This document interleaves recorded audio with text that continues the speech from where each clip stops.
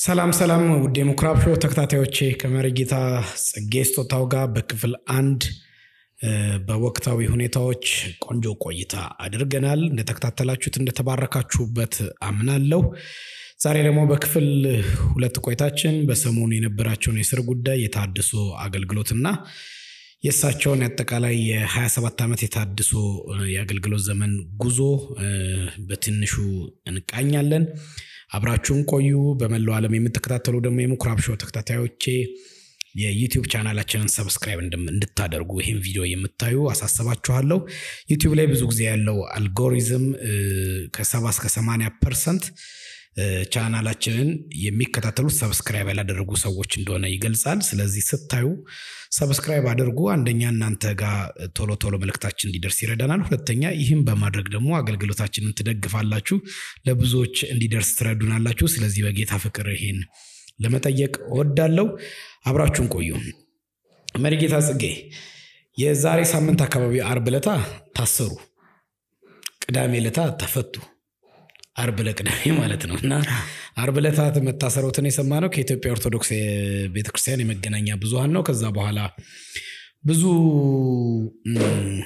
የዓለማዊም መንፈሳዊም ገጾች ዜናውን አጋሩት፣ ተቀባበሉት፣ የተለያየ አስተያየት ሰጡ። እንግዲህ በተለይ በወንጌላውያኑ ሳይድ ያሉ ገጾች ለወንጌል የተከፈለ ዋጋና ስደት እንደሆነ ይሄ ደግሞ ተገቢ እንዳልሆነ እርሶ መታሰር እንደሌለበት እኛን ደግሞ የወንጌላውያን አስተምሮና ትምህርት የሚሳደቡ በኢትዮጵያ ኦርቶዶክስ ያሉ ቤተክርስቲያን ሰዎችን ትምህርት እያነሱ ይሄ ሳይታሰር እንዴት ተሳቸው እያሉ ሙግታቸውን አቀረቡ።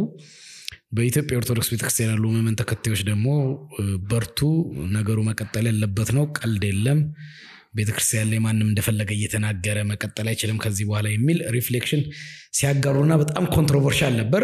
ቅዳሜ ደግሞ ተፈቱ። መፈታቶት ከምን ጋር የተያዘ ነው? እንዴት ታሰሩ? በምን ክስ ቀረበሎት?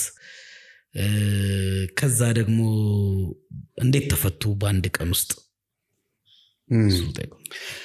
እውነት ነው። በጣም ብዙዎችን ግራ አጋብቷል። ስፈታ እኔ ራሴ ድንገት ነው ያወቅኩት። ቅዳሜ ሲፈቱ ማለት ቅዳሜ ስፈታ ውጣ ስባል ድንገት ነው። እንዴት ብዬ ሞገቱ እንደው ለምን ወጣለሁ? ፍርድ ቤት ገብቼ ፍርድ ቤት በነፃ አላሉትም፣ ሳይሎት ነው ውጦ የተባሉት። ፍርድ ቤት ነፃ አላሉትም። ፍርድ ቤት የዋስ መብት ቀምቶኝ፣ ፍርድ ቤት ቆቁሜ የዋስ መብት ተነፍጎኛል። እንዴው ከጫፍ ጀመርኩበት እንጂ ፖሊስ ከመፈለጉ ከመያዙ በፊት ጫፍ ወደ ጫፍ ሄድኩበት እንጂ ፍርድ ቤት እኮ የዋስ መብት ነፍጎኛል። ስለ ባለቤቴ በሽተኛነት እንዴት እየኖረች እንዳለች፣ ሕክምና እንዴት እየተደረገላት እንዳለ፣ ያለኔ ሰው እንደሌላት፣ ሕክምና ድጋፍ ማድረግላት እኔ ብቻ እንደሆኑ፣ ምንም ሰው የለንም ከቤት የዋስ መብት ይፈቀድልኝ ብዬ ብለምን፣ ጠበቃዬ ቢለምን እንዴ የተባልኩ ሰውዬ የጊዜ ቀጠሮ ተሰጥቶበት ነበር። የጊዜ ቀጠሮ በ14 እንዲቀርብ ተብዬ ነው ክሱ የተቋጨው። ከዛ ከሳኔቶት ሲይዞት በምን ይዞታ ነው ያዙት? ወደዚህ እንግዲህ ይኸውልህ እኔ ከቤት ስወጣ አርፍጄ ነው የወጣው። ምን ጊዜም ከቤት ስወጣ አረፍዳለሁ።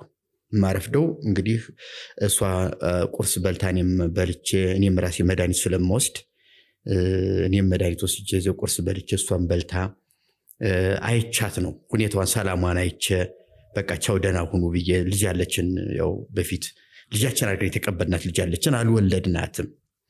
እሷ ልጃችን ናት ለኛ አሁን እና ደህና ዋሉ ብዬ አርፍጄ ወጣሁ። መገናኛ ስደርስ ደግሞ ያው ብዙ ሰው ያውቃል። እሱ ያውቁኝም እኔ ያውቀውታለሁ፣ መርጌታ ሰላም ነው ተመችተውኛል ምናምን እያለ ያዝ የሚያደርግ ሰው አለ። ሌላም ደግሞ ለአንዳንድ ጉዳይ ድንገት የምታውቀው ሰው ወይም ደግሞ በአገልግሎት ጓደኛ የሆነ ሰው ይይዝና ያቆይሃል። እንደዛ አይነት ስለሚያጋጥም ቢሮ አልገባሁም። ቶሎ እዚያ መተባበር አካባቢ ከትራንስፖርት ወርጄ ወደ ቢሮ ከምታጠፍበት እዚያ መተባበር አካባቢ ላይ ሰው ያዘኝ እና ትንሽ ዘገየሁ።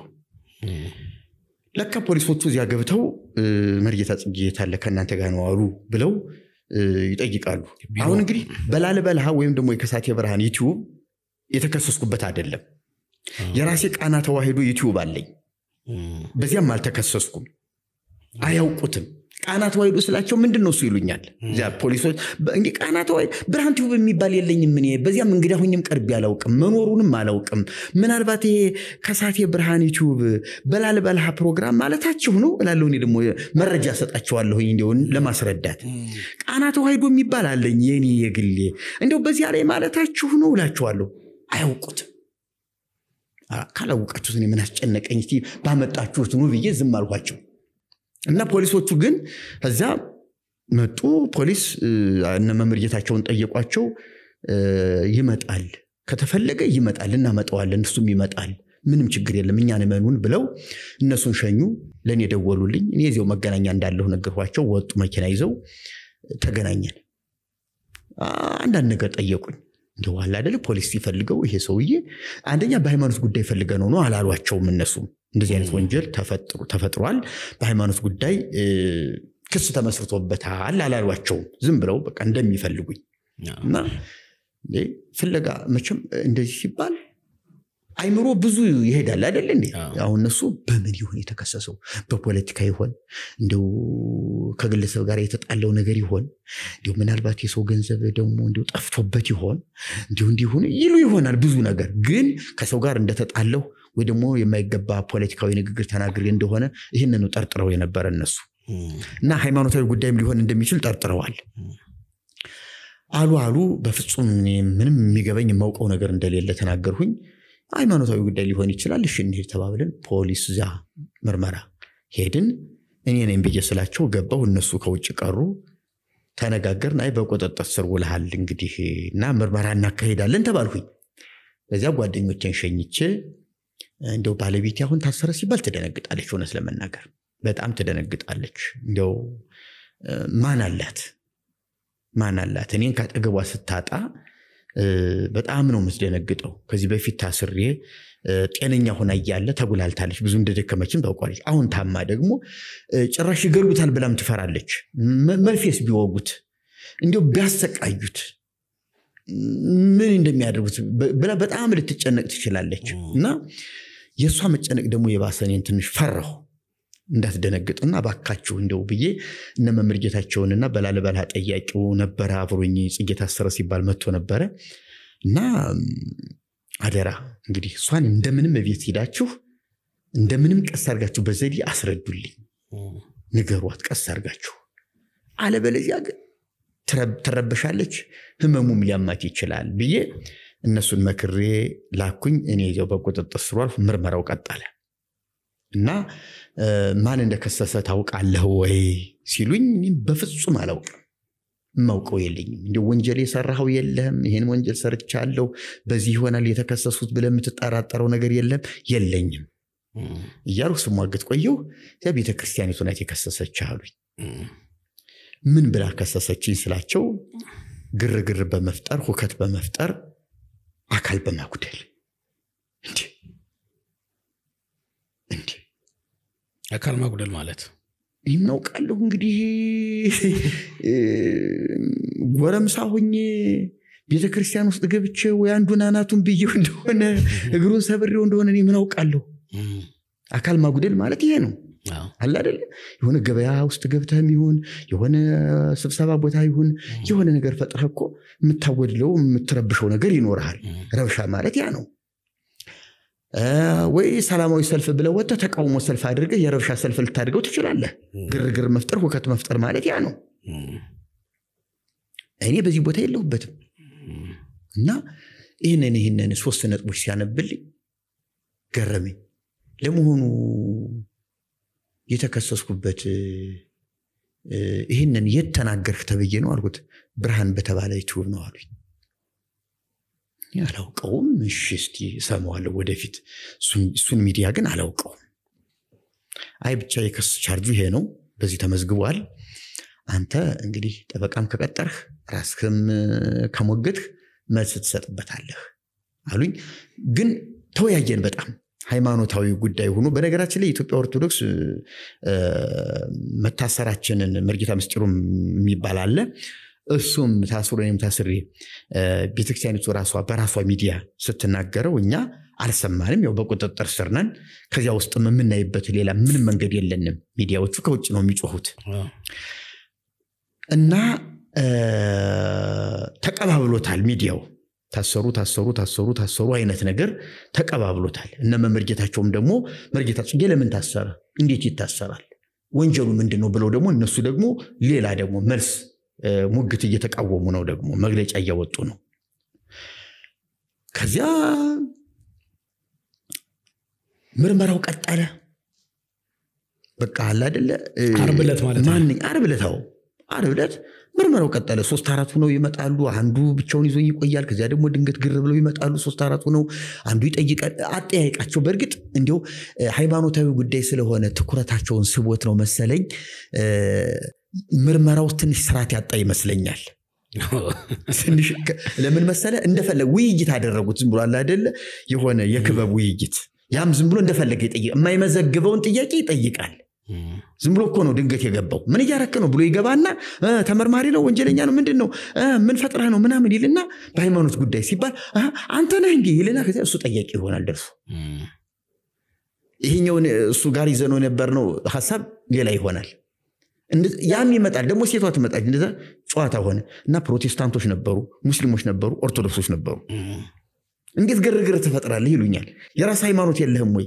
ለምን የራስህን ሃይማኖት አትፈጥርም? የምን የራስህን ድርጅት አትፈጥርም? ለምን ኦርቶዶክስን ትነካካለህ? ወጣህ አይደለ ይሉኛል አንዳንዶቹ። አልወጣሁም እንዴ ተደብድቤ ተገፍቼ መውጣት ማለት እኮ እኔ ወስኜ ወጣሁ ማለት አይደለም። አልወጣሁም። ልቦት ነው እዛ ያለው ወይስ በአካልም? አውል በአካልማ ገፍተውኛል። አቋሚ ግን ያው ነው። ኦርቶዶክሳዊ ነው። አቋሚ ኦርቶዶክሳዊ ነው። እሺ እናወራለን ስለሱ። እሺ አዎ ኦርቶዶክሳዊ ነኝ።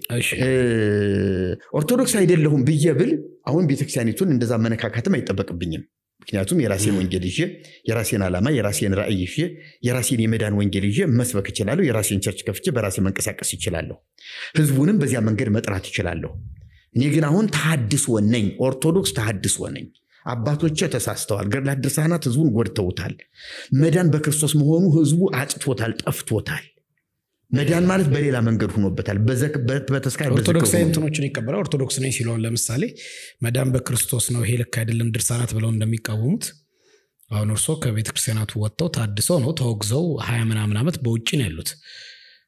አሁን ለምሳሌ አጽዋማት ላይ ለምሳሌ የሚቀበሉት አለው ይከፍለው። አሁን ባለፈው የሁዳዴ ጾም ነበረ የጌታችን ስቅለት አሁን ሲጾሙ ነበር። እንደዚህ አይነት ነገሮችን ያደርጋሉ ኦርቶዶክሳውያን የሚያደርጉ ከመጽሐፍ ቅዱስ ያልተጻረሩ አንዳንድ እንትኖችን ወይስ ሁሉንም? ይኸውልህ አሁን ሁዳዴ ጾም በለው 7 አጽዋማት የሚባላሉ በአመት ውስጥ ሁሉም ውድቅ ናቸው። እንደው ቅጡ ልንገርህ አንተም ውድቅ ናቸው። መጽሐፍ ቅዱስ ይኸውልህ መጽሐፍ ቅዱስ ላይ ስላሉ ነነዌ ጾም መጽሐፍ ቅዱስ ላይ ስላለች ነነዌን እንጹማት ቢባል ይሄው መጽሐፍ ቅዱስ ነው እኮ መጽሐፍ ቅዱስ ያለውን ነው ቢባል ስተት ነው። ውድቅ ለምንድን ነው የሚሆነው? ዓላማው ያጿጿሙ ዓላማ የነነዌ ስለሚሉ ይኸውልህ የነነዌ ሰዎች በ3 ቀን ውስጥ ትገለበጣለች ተባሉ። ዮናስ ሰበከ። ከሰው ከእንስሳ ሳይቀር ጾሙ፣ ጸለዩ፣ አለቀሱ፣ ከእግዚአብሔር ምሕረት አገኙ፣ አለፉት አይደለ? ያቺ ጾም ከዚያ በኋላ በየዓመቱ እነዚያ ሰዎች አያውቋትም። በታሪክ ሰነድ ላይ መዝግበዋት ሊሆን ይችላል። ይኸው እስራኤላውያንን ጽፈዋታል። በዮናስ ትንቢት ላይ በእስራኤል መጽሐፍም ተጽፏል። የብሉይ ኪዳን መጽሐፍ የነቢያት መጽሐፍ በተባለው ላይ እስራኤላውያን ጽፈውት የዮናስ የትንቢት መልእክት ተብሎ ተቀምጧል። ስለዚህ ነነዌም በሕይወቷ በአገሯ የተፈጸመ ነገር ስለሆነ እንደ ታሪክ መዝግበው ሊሆን ይችላል። የዛሬ ዓመት ጾመነዋልና ይህን ጾም አሁን እንጾመው ብሎ በዓመት ሲጾሙት አይታወቅም። ምን ችግር አለው? እሱን ልምድ አድርጎ መቀጠሉ መጾም። ይኸውልህ መጾም ካስፈለገ ነነዌ ሌላ ኃጢአት ስትሰራ ከእግዚአብሔር ጋር ስትጣላ በሚቀጥለው ዓመት ሌላ አጀንዳ ይዛ ልትጾም ይገባታል እንጂ ታሪክ መድገም አይደለም ቁም ነገሩ። ታሪክን ለትምህርት ልትጠቀምበት ትችላለህ።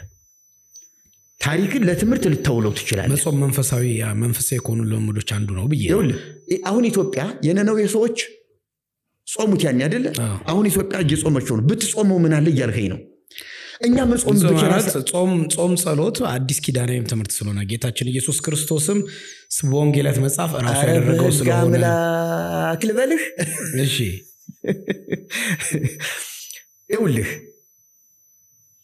የነነው የሰዎች የጾሙት መጽሐፍ ቅዱሳዊ ነው መጾም ደግሞ መልካም ነው ቢጾም ምን ችግር አለው ከሆነ ጾምን አልቃወምም እሱ ነው ያልኩት ያለው ብንጾም መልካም ነው እንደውም እንደዚህ ዘመን ጾም የሚያስፈልገው ጊዜ የለም እንደዚህ ዘመን ጸሎት የሚያስፈልገው ጊዜ የለም ግን የነነው የጾም አይደለም ይውልህ የራሳችን የኢትዮጵያ ጾም መታወጅ አለበት የነነው የሰዎች እንዲህ ተሰብኮላቸው እንዲህ ጾመው ከእግዚአብሔር ቁጣ አመለጡ ስለዚህ እኛም ከእግዚአብሔር ቁጣ እንድናመልጥ ህዝባችንን አንድ አድርገን ገብቷል የአገው ሲኖዶስ ፈጥረን የትግራይ ሲኖዶስ ፈጥረን የኦሮሚያ ሲኖዶስ ፈጥረን የአዲስ አበባ ሲኖዶስ ፈጥረን አንዲት የኢትዮጵያ ኦርቶዶክስ ተዋሕዶ ቤተክርስቲያን ለአምስት ሲኖዶስ 5 ኦርቶዶክስ ፈጥረን ስንት ወንጀል ወንብድና እየሰራን እያለ የነነው የታሪክ ምን ደግምበት የለም የራሳችን የኢትዮጵያ ወንጀል አለ ነው ምልህን ደግሞ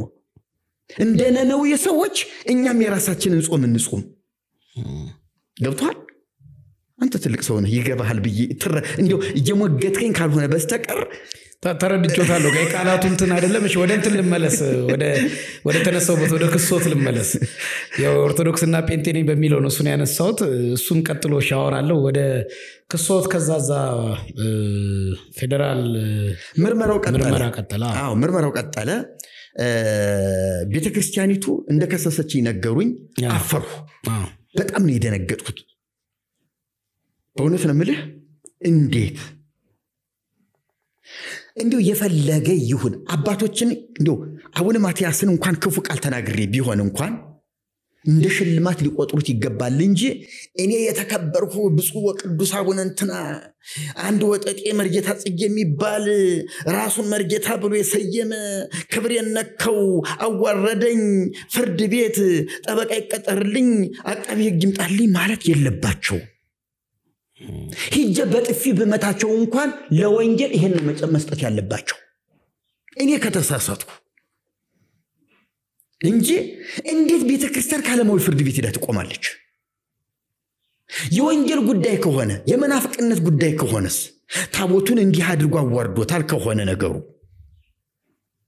ስለ ታቦት በቂ ዕውቀት ይዛ በቂ ችሎታ ይዛ በቂ ማስረጃ ይዛ ያንን ደንቆሮ መርጌታ ጥሩልኝ ብላ በአደባባይ ከሚዲያዋ ፊት አቁማ አንተ እንዲህ ያልህ እንዲህ የሚለውን ቃል የት ከደኸው ነው ብላ ማፋጠጥ ሲገባት እንዴት ሊቀሊቀውንትን ይዛ ገና ጉባኤ ኒቅያ ልታካሄድ ዝክረ ኒቅያ ልታካሄድ 320 ሊቃውንትን የጠራሽ ቤተክርስቲያን እንዴት አንድ መርጌታ ጽጌን ተከራክሮ መልስ አሳጥቶ ማሸነፍ እንዴት አቃታትና ፍርድ ቤት ሄደች አያሳፍርም አይዘገንንም እኔ የናቁትን ነው ያደረገች አለችው እኔ የተውኩትን የናቁትን የጣለሁትን የተጸየፍኩትን ለኔ እንደ ግሬት ቢያ የጣልኩትን ነገር ቤተክርስቲያኒቱ ግን ክብር አድርጋ ይዘዋለች እንዴት ፍርድ ቤት ትሄዳች ቤተክርስቲያኒቱ አባቶችን ክብራቸው ነክቼ ከሆነ አልነከሁም በነኩ ይልክ ነው የተናገርኩት መልስ ነው የሰጠሁት ለምሳሌ እኔ አንድ ቪዲዮ ለግል ስሞት ነው የሰጠሁት ቴክስት አደርግልሃለሁ አንድ ቪዲዮ እሺ ምናልባት ቃና ተዋሕዶ ላይም ባለፈው ጊዜ ለቅቄዋለሁ ይመስለኛል ኢሉሚናቲ ታድሶ ማለት የኢሉሚናቲ ተጠሪ ነው ተብለን በራሷ በቤተክርስቲያኒቱ ልጆች ተተችተናል ኢሉሚናቲ ማለት በዚህ ዘመን የመጨረሻ የወረደ ስድብ ነው እንደዚህ ስድብ አጸያፊና ዘግናኝ የለም በዚህ ዘመን ትልቁ ስድብ ከተባለ ሰውን ማዋረጃ ስድብ ኢሉሚናቲነት ነው ይህን ሲናገሩ ያልተጸየፉ ያልዘገነናቸው ልጆች እንዲህ አይባልም ኦርቶዶክስ ቤተክርስቲያን ቅድስት ናት ንጽሕት ናት እንደዚህ ወረደ ንግግር አትናገርም ማንም መናፍቅ ይሁን ማንም ካህዲ ይሁን ቄናማ መልስ እንስጠው እንጂ እንዲህ ማለት ከቤተክርስቲያናችን አይጠበቅም ብለው ልጆቻቸውን መቆጣጠር ሲገባቸው ለነሱ የስድብ ፈቃድ እየሰጡ እኛ መልስ ስንሰጥ ክብራችን ተነካ ይሄ ነው ከቤተክርስቲያኒቱ ይሄ ይጠበቃል ክብራችን ተነካ ብለው ነው ፍርድ ቤት ይሄዱት ጠበቃ አቃቢ ህግ እባክህን ብለው ልክ አይሁዳውያን ጠርጠሉስ የሚባል ጠበቃ እንደቀጠሩ ጠበቃ ቀጥረው ነው ሄዱት። ክሱ የሞተ ሙትት ያለ ተልካሻ ስለ ታቦቱማ ቢከሱኝ የውርደት ውስጥ እንደማስገባቸው መጽሐፍ ቅዱስን ብሉይን ኪዳኑን ጠቅሼ እርቃናቸውን እንደምሰዳቸው ያውቃሉ። ስለ ታቦት አላነሱ። እኔም ያልኩት ስለ ታቦቱ ተሽሯል። እግዚአብሔር ንቆታል፣ ትቶታል፣ በቃ ብሎታል። እነ ጳውሎስ ገልጸውታል። የተሻረው የሞተው ያለቀለት ኪዳን ነው ብለውታል። የኩነኔ አገልግሎት ብለውታል። ስለዚህ እግዚአብሔር የናቀውን እኔም ንቄዋለሁ፣ እግዚአብሔር የሻረውን እኔም ሽሬዋለሁ። ስለዚህ አዲሱን ኪዳን ተቀብያለሁ። አዲሱ ኪዳን እግዚአብሔር ከኔ ጋር እርቅ ያደረገበት ትልቁ ሰነዱ ኢየሱስ ነው። የእርቁ ሰነድ ላይ እኔም እግዚአብሔርም እጃችንን ጭነናል። ይሄን እርቅ ተቀብያለሁ ብዬ ኢየሱስን ተቀብያለሁ። እግዚአብሔር ይሄውላችሁ የእርቁ ሰነድ ብሎ ሰጥቶኛል መስቀል ላይ። ያን የእርቅ ሰነድን የቀራንዮ ላይ ተቀብየዋለሁ። ይሄን እርቁ ያን ኪዳን በቃ ብሎታል፣ አበቃ። ስለዚህ እኔ በአዲሱ ኪዳን እስካለው ድረስ የታቦቱ ጉዳይ አብቅቶለታል። አሁን ቤተክርስቲያኒቱ ይቆርጣል፣ ይቀስፋል፣ ያቃጥላል፣ ያነዳል ብላ ህዝቡን የምታስጨንቅበት ያ ታቦት በሚካኤል በመላእክት በጻድቃን ስም የቀረጸችው ያ ታቦት ራሷ ቤተክርስቲያኒቱ ከፈቀደችልኝ ያልኩት እንግዲህ እኔ በክስ ደረጃ ይምጣ ከተባለ ከፈቀደችልኝ ነው። እሷን ነው ፈቃድ የጠየቅኳት። ከፈቀደችልኝ እኔ ከየደብሩ በኩርቶ ፌስታል አውጥቼ 4 ኪሎ ላይ ልዘርግፈው፣ ምንም አያቃጥለኝም፣ ምንም አይቀስፈኝም ነው ያልኩኝ። እንግዲያውስና ጉድህን ና ተቀሰፋለና የኛ ታቦት ታምር ያደርጋል፣ ቁጡ ገብርኤል ጉድ ይሰራልና ቅድስት አርሴማ ይሄን ታደርጋለችና ብላ ለምን አልጠራችኝም? በታቦት የምታመን ከሆነ ታቦቱ ይሄን የሚያደርግ ከሆነ ነው የኔ ጥያቄ እንጂ እኔ ለታቦት ሌላ ክፉ ነገር ሌላ መግለጫ አላወጣሁም። የቤተ ክርስቲያኒቱን ፈቃድ ጠይቄ ነው የተማጸንኳት። ፈቀጅልኝና እንዲህ ላድርግ ነው ያልኩኝ። ካልፈቀደች ይዘው ተቀመጥ እያልኩ ነው። ነገር ግን የተሻረ ኪዳን ነው፣ ያለቀለት ኪዳን ነው። ይሄንን ነው እየተናገርኩ የነበርኩትና ፍርድ ቤት ከተከሰስኩ ምንድነው ክስ የቀረበለት? ፍርድ ቤት ያልቀረበን ፍርድ ቤቱ የክሱ ቻርጅ እንዳልኩህ ፖሊስ ነው፣ መርማሪ ፖሊስ ነው ክሱን እዚያ ላይ ያነበበው። ብዙ ነገር አነበበ። በቤተ ክርስቲያኒቱ ላይ ግርግር በመፍጠር ሁከት በመፍጠር አካል በማጉደል ብሎ ነው ያቀረበ እና የዋስ መብት ይሰጠንም ስንል ይሄን አላደረኩም እኔ የማውቀው ነገር የለኝም በዚህ ውስጥ ብዬ እንደውም የተሰደብኩ እኔ አካል ይወደለብኝ እኔ እስካሁን በሽተኛ ሆኜ በበሽታ መማቀቅ እኔ ቤተ ክርስቲያኒቱ ደብድበኝ አካሌና ጉደለኝ ግርግር ሁከት ፈጥራ የሞተ ሰው ቋምጡ ከተባልን ራሷ ቤተ ክርስቲያኒቱ የገደለችው ሬሳ እኮ አለን። አካል ያጎደለችው ህዝብ እኮ መዓት ህዝብ አለን። መናፍቅ ታድሶ እያለች የደበደበችው አካሉን ያጎደለችው ህዝብ እኮ በየክፍለ ሀገሩ በአዲስ አበባ ውስጥ እኮ ሞልቶናል። እኔ ራሴ ምስክር ነኝ፣ አካል ጉዳተኛ ነኝ እኔ ራሴ ብዬ ከጠበቃዬ ቀጥሎ ያለውን ነገር ተናገርኩ እና ባለቤቴ ደግሞ በሽተኛ ናት።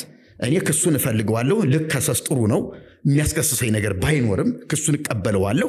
ነገር ግን የዋስ መብት ይከበርልኝ ብዬ ይሄንን ስል የዋስ መብት እንዳይሰጠው አለ ፖሊሱ ማለት አቃቢ ህግ። የዋስ መብት እንዳይሰጠው መርማሪው ፖሊስ ልበለው፣ የዋስ መብት እንዳይሰጠው በእስር ቤት ይቆይ። ምክንያቱም ማለት ከሱ በስተጀርባ ያሉ ሌሎች እንዳይሸሹ መረጃም እንዳይደርሳቸው ከሱ በስተኋላ የሚመጡ ብዙዎች አሉ። ባለቤት የበሽተኛ ሆናብኝ ነው እንጂ የኔ መታሰር እንዴት ደስ እንዳሰኘኝ፣ እንዴት ሌላ የወንጌል መነቃቃት ሊፈጥር እንደሚችል ብዙ ወንድሞቼ ብዙ ወንጌላውያን እንዴት ታምር የወንጌል ራሱ ኦርቶዶክስ ህዝቡ መልስ መስጠት ነው እንጂ እንዴት ጽጌ ይታሰራል እንደሚል ታምር እንደሚፈጠር እውነቴን ነው።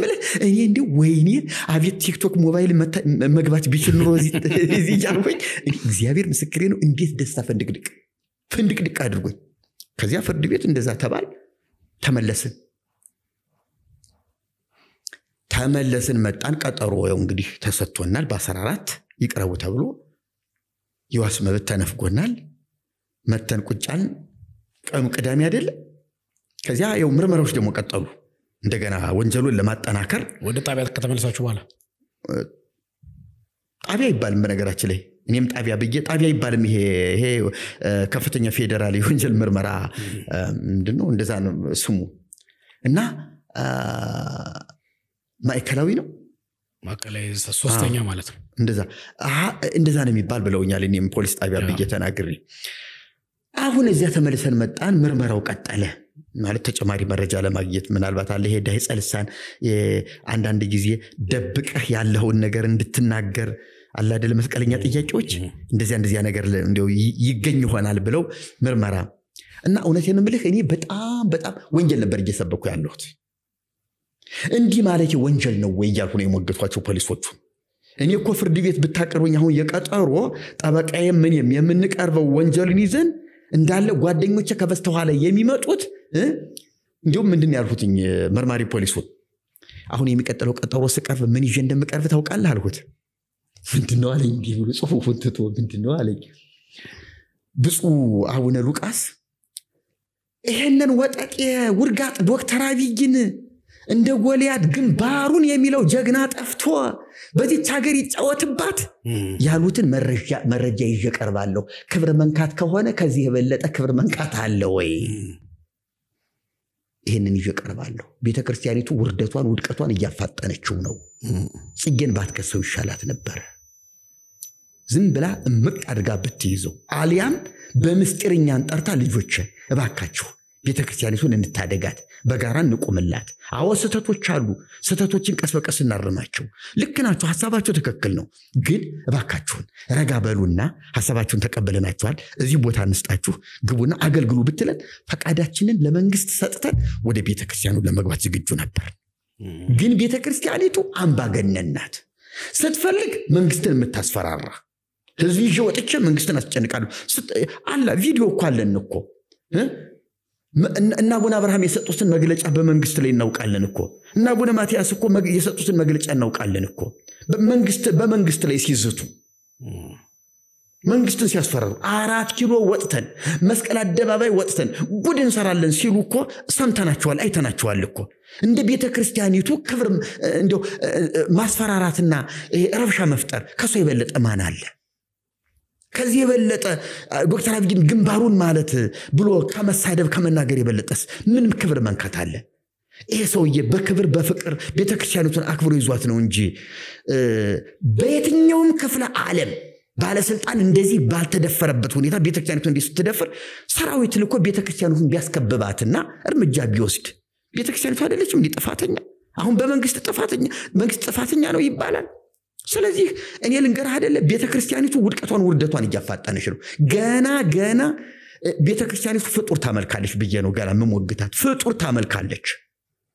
ዳኛው ምን እንደሚላየዋለሁ አቃቢ ህጉ ምን እንደሚላየዋለሁ ራሷን መጽሐፏን ነው ይዤው መሄድ ግዕዝ መጽሐፍ አላት በዜማ ስታዜመው የምታድረው የምትውለው ድንግል ማርያምን ፈጣሪ አድርጋ የምታመልክበት መጽሐፍ አላት ቅዱሳንን ፈጣሪ አድርጋ ዓለም ሳይፈጠር የነበሩ ቅዱሳን ብላ የምታመልካቸው ቅዱሳን እንዳሏት የነገግራችሁ ከፍርድ ቤት ብሎ በኋላ ነው አቀርበዋለሁ ብዬ ለፖሊሱ እየነገርኩት ነው እንጂ እኮ ከፍርድ ቤት ብሎ በኋላ አዎ ለሚቀጥለው ቀጠሮ እንዲህ ነው ምል ብትችል ግን አንተ ኦርቶዶክስ ከሆንክ አይ ነገሩ እየከረረ እየከፋ መጥቷልና ክሱን አንሱ ብለበላቸው አልኩትኝ እሺ አይ እኔ እንኳን እንደዚህ ያለልም ምናልባት ከሚቀጥለው ቀጠሮ በኋላ የሚቀጥለው ነገር ተሰምቶ ምናልባት አለ መርማሪው አይ ትንሽ ገዝቷል ሐሳቡትን አዎ በኋላ ደግሞ ናስር የሚባል ሙስሊም መርማሪ መጣ መጀመሪያም የተቀበለኝ እሱ ነበር ናስር የሚባለው ሙስሊም በግልጽ ነገርኩት በግልጽ በቃ ቤተክርስቲያኒቱ በጣም አስቸጋሪ አምባገነን እኔ ብቻ የምትል ሙስሊሙን መጤ የምትል ጨለማ መብራት አጥፍተው በጨለማ ዝሙት የሚፈጽሙ የምትል የ666 መልእክተኛ የምትል በስንዴ የመጣ ሃይማኖት የምትል ኦርቶዶክስ እንደ ኦርቶዶክስ ተሳዳቢ የለም በዓለም ላይ እንደ ኢትዮጵያ ኦርቶዶክስ ቤተክርስቲያን ተሳዳቢ የለም እኛ እንደ ወንጌል ዝም እንበል ብለን ነው እንጂ በተሳደብነው ልክ ፍርድ ቤት ብንሄድ ቤተክርስቲያኒቱ ትዘጋለች ትታሸጋለች ግን እንደ ወንጀል ተልኮ ነው እንሰደብ እንነቀፍ ብለን ነው የገባት ቀን ንስሐ ትገባለች ታለቅሳለች ብለን ነው ብታይ ከፖሊሱ ጋራ ናስር ራሱ ስራውን ትቶ ነው ዝም ብሎ ያዳመጠኝ ከዚያ በኋላ በሉ ቀጣይ ምርመራ ፕሮግራሞች ይኖሩናል ከሌላ መረጃዎች ይመጡልናል እነሱን ያጠናከርን የናንተን መልስ እየሰማን እንወያያለን ምናምን አሁን ወደ ክፍል ሂዳለኝና ቅዳሜ አይደለ ገባሁ ወደ ክፍሌ ከዚያ ያው ወንጌላውያን የሆኑ ፕሮቴስታንት እስረኞች አሉ እኔና መርጌታ ምስጢሩም አለን ተሰብስበን ከ6 ሰዓት እስከ 7 ሰዓት የጸሎት ጊዜ እናደርጋለን አረብም አድርገናል ቅዳሜም እናደርጋለን ይሄንን እንደ መደበኛ ፕሮግራም እስካለን ድረስ ለማድረግ ያው ወሰነናል አሁን አረብ ዕለት ያገልግያለሁ መርጌታ ምስጢሩ ጸልየዋል አሁን ቅዳሜ ዕለት ደግሞ መርጌታ ምስጢሩ ቃል ያካፍል ሌላ ወንድም ጸልዮ በጨረሻ ላይ ደግሞ እኔ በጸሎት ለዘጋ ይሄን ፕሮግራም አድርገን መርጌታ ምስጢሩ ቃል ያካፍል ተነስቷል ጸልየን መርጌታ ምስጢሩ ቃል ያካፈለ ይያለ ተጠራ ከውጭ ተጠራ አይ መርጌታ ጽጌ በቃ አንተ ጨርሰው እንግዲህ ፖሊስ ተጠርቶ ስራ ላይ ነኝ አይባልም አንተ ጨርሰው መርጌታ ጽጌና አንተ ይሄን ክፍል አለና እኔ ትምርቱን ላስተምር መጽሐፍ ቅዱስን ተቀበየ ስል ከአንድ 2 ደቂቃ በኋላ ደግሞ መርጌታ ጽጌ ተባልኩኝ አይ አልሁና ወዲያውኑ እንግዲህ የኛ እንዳልኩህ የኛ የምርመራ ሁኔታ ይሄ ሃይማኖታዊ ጉዳይ ስለሆነ ፖሊሶቹንም እስረኞቹንም ትኩረት ስቧል እስረኞቹ ራሱ በእኛ ጉዳይ መወያየት ይዘዋል ይሄ መርጌታ ጽጌ እንዲያታውቁትም እንዴ ቲክቶክ ላይ ይባባላል መርጌታ ምስጢሩ ይባል ይሄ ስዕሉን የቀደደው ይሄ አይደል እንዴ አባታችንን ስዕላቸውን የቀደደው ቆይ እሱ የሚል ሁሉ አለ ከዚያ ምናልባት እንግዲህ ወንጀል ምርመራውን እንትን ያጠነከሩት ነው እና ለምርመራ ነው ሆኖ የሚጠሩን ብለን ነበር አሁን ቶሎ በጸሎት ዘጋሁ በቃ እንጨርሰ እዚህ ላይ አልሁና በጸሎት ዘጋሁና መጽሐፉን ሰጥቼ አቤት ብዬ ሄድኩኝ በቃችሁን ይዛችሁ ውጡ እንዴ በምን ከበላይ አካላት ስልክ ተደውሎ ነው በአንድ ትዕዛዝ ይውጡ የተባለው መሬት ገዝቶታው ሲባል ነበር እንደዛ ሆኖ ነው በምን አግባብ ውጡ ተባላችሁ የበላይ አካል የሚባለው ማን እንደሆነ እንግዲህ እግዚአብሔር ይወቅ ለእግዚአብሔር እንስጥ ሁሉም የራሱን ግምት ያስቀምጣል ግን ፖሊሱም እንደዛ አለኝ ኦኬ የበላይ አካል ትዕዛዝ ነው አሉት ፖሊሱም እንደዛ አለኝ ለምን ወጣለሁ አልኩት ለምን መሰለህ ፍርድ ቤት የጊዜ ቀጠሮ ተሰጥቶበት የዋስ መብት የተነጠቀ ሰው ወንጀሉ ከባድ ነው አይደል እንዴ ገና በየጊዜው በየቀኑ በየሰዓቱ ብዙ ምርመራ ይጠበቅበታል የተለያየ ፖሊስ እየገባ ብዙ ጥያቄ ሊያነሳ ይችላል ስለዚህ ፖሊሱ ምን መለሰ ቢገርፈኝስ አይችልም ወይ እውነቷን አውጣት ይያለ ቢገርፈኝስ እና አላውቅም ስለዚህ ስወጣ ውጡ ተብላችሁ አልቃችሁ ይዛችሁ ውጡ አለኝ ፖሊሱ እና ለምን አልኩት እንዴት ለምን እኛኮ የዋስ መብት ተነፍጎናል ቀጠሮ ተሰጥቶን ምርመራ እየተካሄደብን ገና ምርመራ ያላጠናቀቅን ሰዎች ነን ትናንትና ነው የተያዘነው እና የፍርድ ቤቱ ውሳኔ እንዴት በምን አይነት ሁኔታ ተቀልብሶ ነው ይውጡ የተባልነው በዋስ መብት ነው ወይስ እንዴት ነው ማለት ፋይሉ ክሱ ተዘጋ ተቋረጠ ክስ ማቋረጥ ነው የተደረገው በክስ ማቋረጥ ነው የተፈታን ክሱ ተቋርጧል በቃ ቃቹን ይዛችሁ ውጡ ነው የተባለው እኔ ለምን መሰለህ አሁን ብዙ ቀናተኛ ኦርቶዶክሶች እንዳሉ ይገባኛል ስተትም እንደሚፈጽሙ አውቃለሁ ለምንድን ነው ስተቱ ለምሳሌ ውጡ ካሉ በኋላ ለከደጅ ስንደርስ ያዛው ብለው ሊያመልጡ ሲሉ ተያዙ ብለው ቢሉ ወንጀሉ የባሰ እጥፍ ይሆናል ገብቷል ቅድም የከሰሱበት ውሸት ሲሆንባቸው አሁን ግን ሊያመልጡ ሲሉ እጅ ከፍንጅ ያዝናቸው የሚል ተጨባጭ መረጃ ያለው ወንጀል ማቅረብ ይችላሉ እና ይሄን ፈራሁ ይሄ መጣልኝ ወደ አይምሮዬ እንዴት ሊሆን አይችልም እና ፖሊሱን አፈጠጥኩት ሳቃለና ከበላይ አካል ስልክ ተደውሎ ነው አለ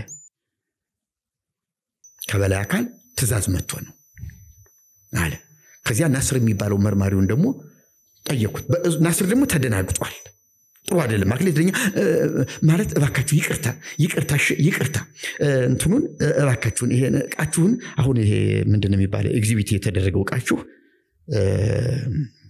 ማነው ስሙ ያ ፖሊሱ ሌላኛው ቃቤቱ ፖሊስ ዘግቶብን ሄዶ ነው ስልክ አላነሳልንም እና የተደረገው ስልኮች ናቸው ስልኮች ሞባይሎች ምንድነው ይሄ ስልክ ቀበቶ ቦርሳ የመሳሰሉ ነገሮች መታወቂያ እነዚህ ነገሮች ተይዘዋል እና እነዚህን ባካችሁን ይቅርታ ሰኞ መታችሁ ወሰዱ ተባል እሺ ብለን ስንወጣ እነመመርጌታቸው ደግሞ ስንቃችን ይዘው ለራት መኪና ይዘው መተው ይጠብቀና ስንቅ ለነመርጌታ ጽጌ ብለው ሲሉ አይ አሁን ሊፈቱ አይደለም እሱማ እኮ ሊወጡላችሁ ነው ይዛችኋቸው ትሄዳላችሁ ስንቁንም እናንተ ያዙት አይገባም ብለው ነግረዋቸው እነሱ ከደጅ እየጠበቁ ስወጣ መኪና ይዘው እነሱ ተሰብስበው መተዋል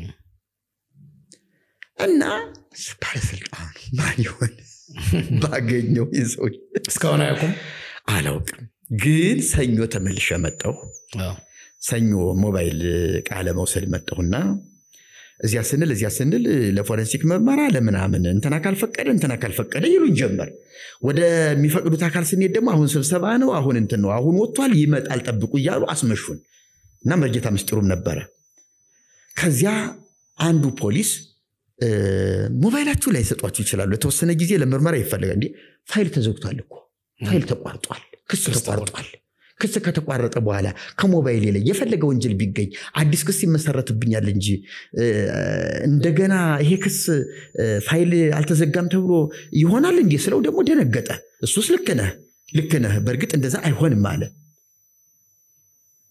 እና ይሄ ምርመራ እንደገና ይቀጥል ከተባለ እኔ እስር ቤት መቆየት አለብኝ መፈታቴ ትክክል አይደለም ወይ በዋስ መብት ነው መፈታቴ ያለብኝ አለበለዚያ መፈታቴ እኔ አላሳመነኝም አልሁት ከዚያ በቃ ቆም ብሎ አሰበና አንድ ትልቅ ዋና ኃላፊ ጠራልኝ አለ ነገ ነውና አናግሩት እሱን አለ ግን 2 ሳምንት ብትታገሱ ጥሩ ነው አለ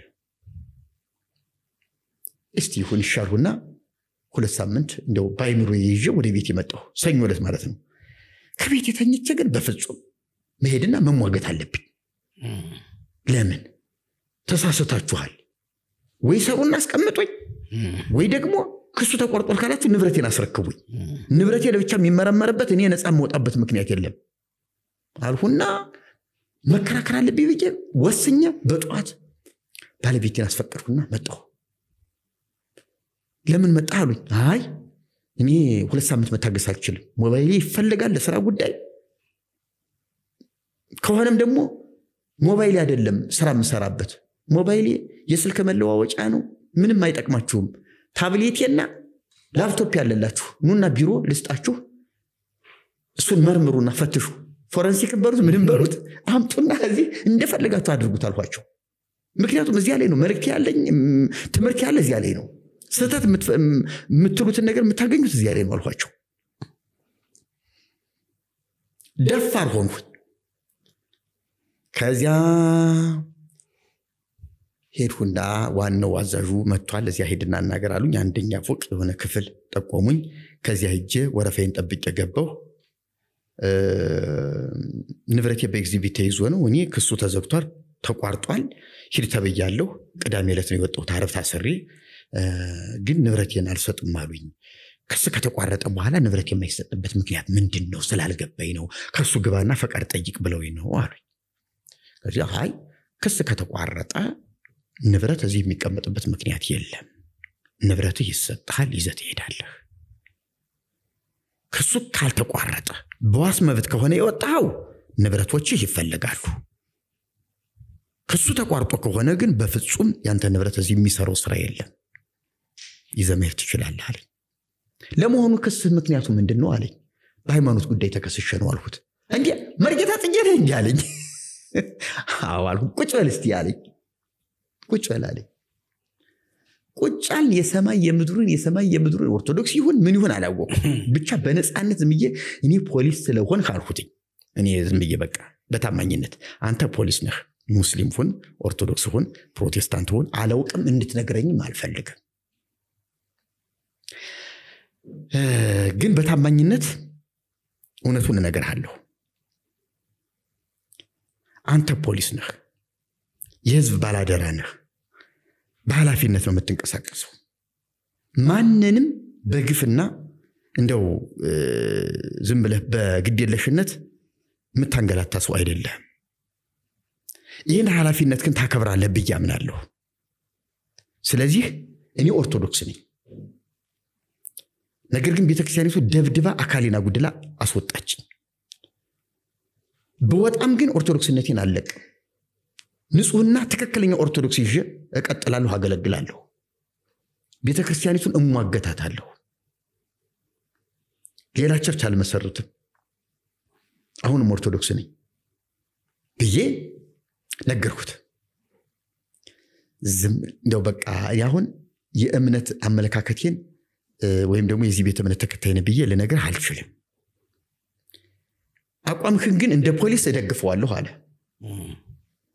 ትክክል ነው ብለህ ያመንክበትን ነገር ኦርቶዶክስ ሆነህ ትክክል ነው ብለህ ያመንክበትን ነገር የማንንም ክብር ሳትነካ የምትቃወመውን እየተቃወምክ የምታፈርሰውን እያፈረስ መሟገት መብትህ ነው እርሶ ግን ኦርቶዶክስ ነው መርጌታ ጽጌ አዎ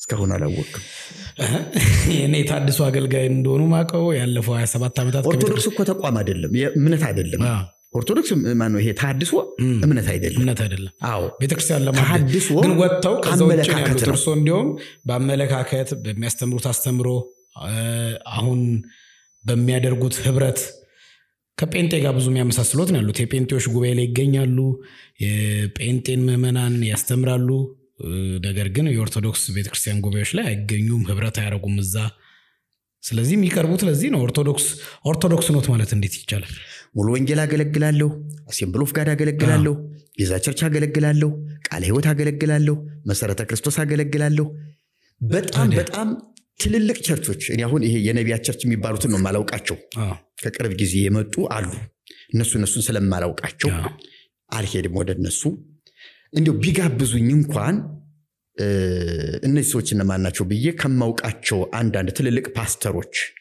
ጠይቄ አጥንቼ ባትሄድ ጥሩ ነው ካሉኝ ካላመኑበት ይቅርታ አልተመቸኝም ብዬ ስልክ ደውዬ ሰርዛለሁ አልሄድም ስለዚህ ዝም ብዬ ስለተጠራሁ አልሄድም እኔ ከዚያ አንድ የሁለቴ በተሳሳተ መንገድ ዝም ብዬ የሆነ ሚዲያ ቴሌቪዥን 24 ሰዓት ቴሌቪዥን ተከፍቶ በእንግድነት በልዩ ፕሮግራም ተጠርቼ እጄ ሰው መንፈስ ነው የሚል ሰውዬ ጋብዞኝ አላውቀውም ሰው መንፈስ ነው ይበላ አላውቅም እዚያ በፊት ያው እኔ በኔ ጌታ ሙሉ ወንጌል በቃ ጴንጤ ነው ብዬ ነው ማመን የነበረው ለካ እንደዚህ የውስጥ ችግሮች እንዳሉ አላውቅም ነበር በዚያን ጊዜ ፕሮግራሙን ተካፍዬ ከጨረስኩ በኋላ አንተ ከምኑ ነው የገባው ምን እንዲህ አይነት እኮ ነው ነገሩ እኮ ብለው አስደነገጡኝ ከዚያ በኋላ ጥንቃቄ ያደርጋለሁ እና እኔ መስጊድም ቢሆን ከተጋበዝኩ ይሄዳለሁ ስለዚህ ይሄ ኦርቶዶክስ ጋር በራሱ አይጋጭም ወይ የወንጌል ተልኮ ገደብ የለውም የወንጌል ተልኮ ገደብ የለውም እዛው ቤተ እምነቱ ጋር ሆነ ማድረግ አይችልም ኦርቶዶክስ የሚያስብሎት አንድ ሰው ምዕመኑን ልመጣልሽ እስከ ምድር ዳርቻ ወንጌልን ለፍጥረት ሁሉ ስበኩ ተብሏል ወንጌል ገደብ አይሰራለትም ይሄ የኦርቶዶክስ ነው ከዚህ ማለፍ አይቻልም ይሄ የቃለ ህይወት ነው ወደዚያ ማለፍ አይቻልም ተብሎ ግንብ አይሰራም ለወንጌል ይሄ ሙስሊም ነው ይሄ ኦርቶዶክስ ክርስቲያን ነው ተብሎ ግንብ አይሰራም የሚሞት ከሆነ ሙተህ የምትታሰር ከሆነ ታስረህ የፍቅር ወንጌል በመስበክ ኢየሱስን ልትገልጥ ግድ ነው እነሱ ያው ከየኛ ወገን አይደለም ብለው እርሶና ኦሬዲ እንደዛ የሚባል ቋንቋ አልሰማም ማን ይኸውልህ ቤተክርስቲያኒቱ የኛ ወገን አይደለም የማለት መብት ክርስቲያን ከሆኑ አጥርጥሽ መሄድ ግዴታዬ ነው ተሰው ይምጡ ወደዛኛው ግን ካልሄዱ ኢትዮጵያ ኦርቶዶክስ ለምሳሌ በአሁን ስሟን ጠቅሰው ሲናገሩ ያሏትን ነገር እንትን ሲሉ በህግም ነው የህጋዊ ኢንቲቲ ያላት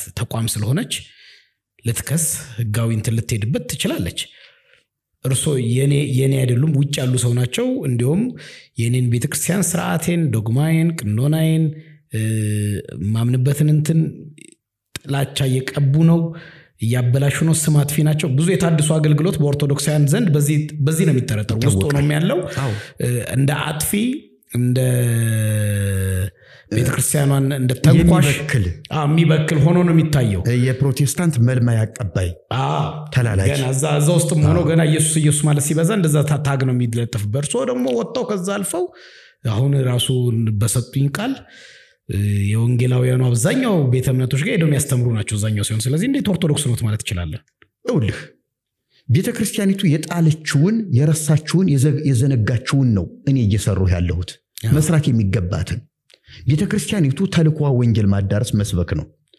ወንጌል ለደረሳቸው ቢሆን በእምነት በምግባር እንዲጸኑ ወንጌል ማስተማር ስነ ምግባር ማስተማር ግዴታዋ ነው ወንጌል ወዳልደረሳቸው ደግሞ ወንጌሏን ይዛይዳ መስበክ ማሳመን ማጥመቅ ደግሞ ግዴታዋ ተልኳ ጥሪዋ ነበር ይሄንን የጣለች ቤተክርስቲያን በዚህ ፋንታ ገርልና ድርሳን አስሯት ቀፍድዷት መዳን በኢየሱስ ሲሏት የምትደነግጥ ከሆነች ክርስትናዋን ጥላለች ቤዛሽ ኢየሱስ ነው ሲሏት የሚያንገሸግሻት የሚያንዘረዝራት ከሆነች እቺ ቤተክርስቲያን ስሟ ነው እንጂ ሙታለች አይህ ሙሉ ወንጌል መሄድ ማለት ኦርቶዶክስን መጣል ማለት አይደለም እንዲያውም ግርዶሹን ለመስበር ከለውን ለመስበር ልዩነቱን ለማጥበብ እንደ አንድ ግባት መጠቀሚያ ድልድይ መሆን አለብንኛ ታድሶች ሙሉ ወንጌል ማናት ብትጋብዘኝ ብሄድ ሙሉ ወንጌል ብሰብክ ሙሉ ወንጌል ማናት መጽሐፍ ቅዱስን እንዴት ነው የተረዳቸው መጽሐፍ ቅዱስን እንዴት ነው መስበከው እስቲ ቀርበን እንያት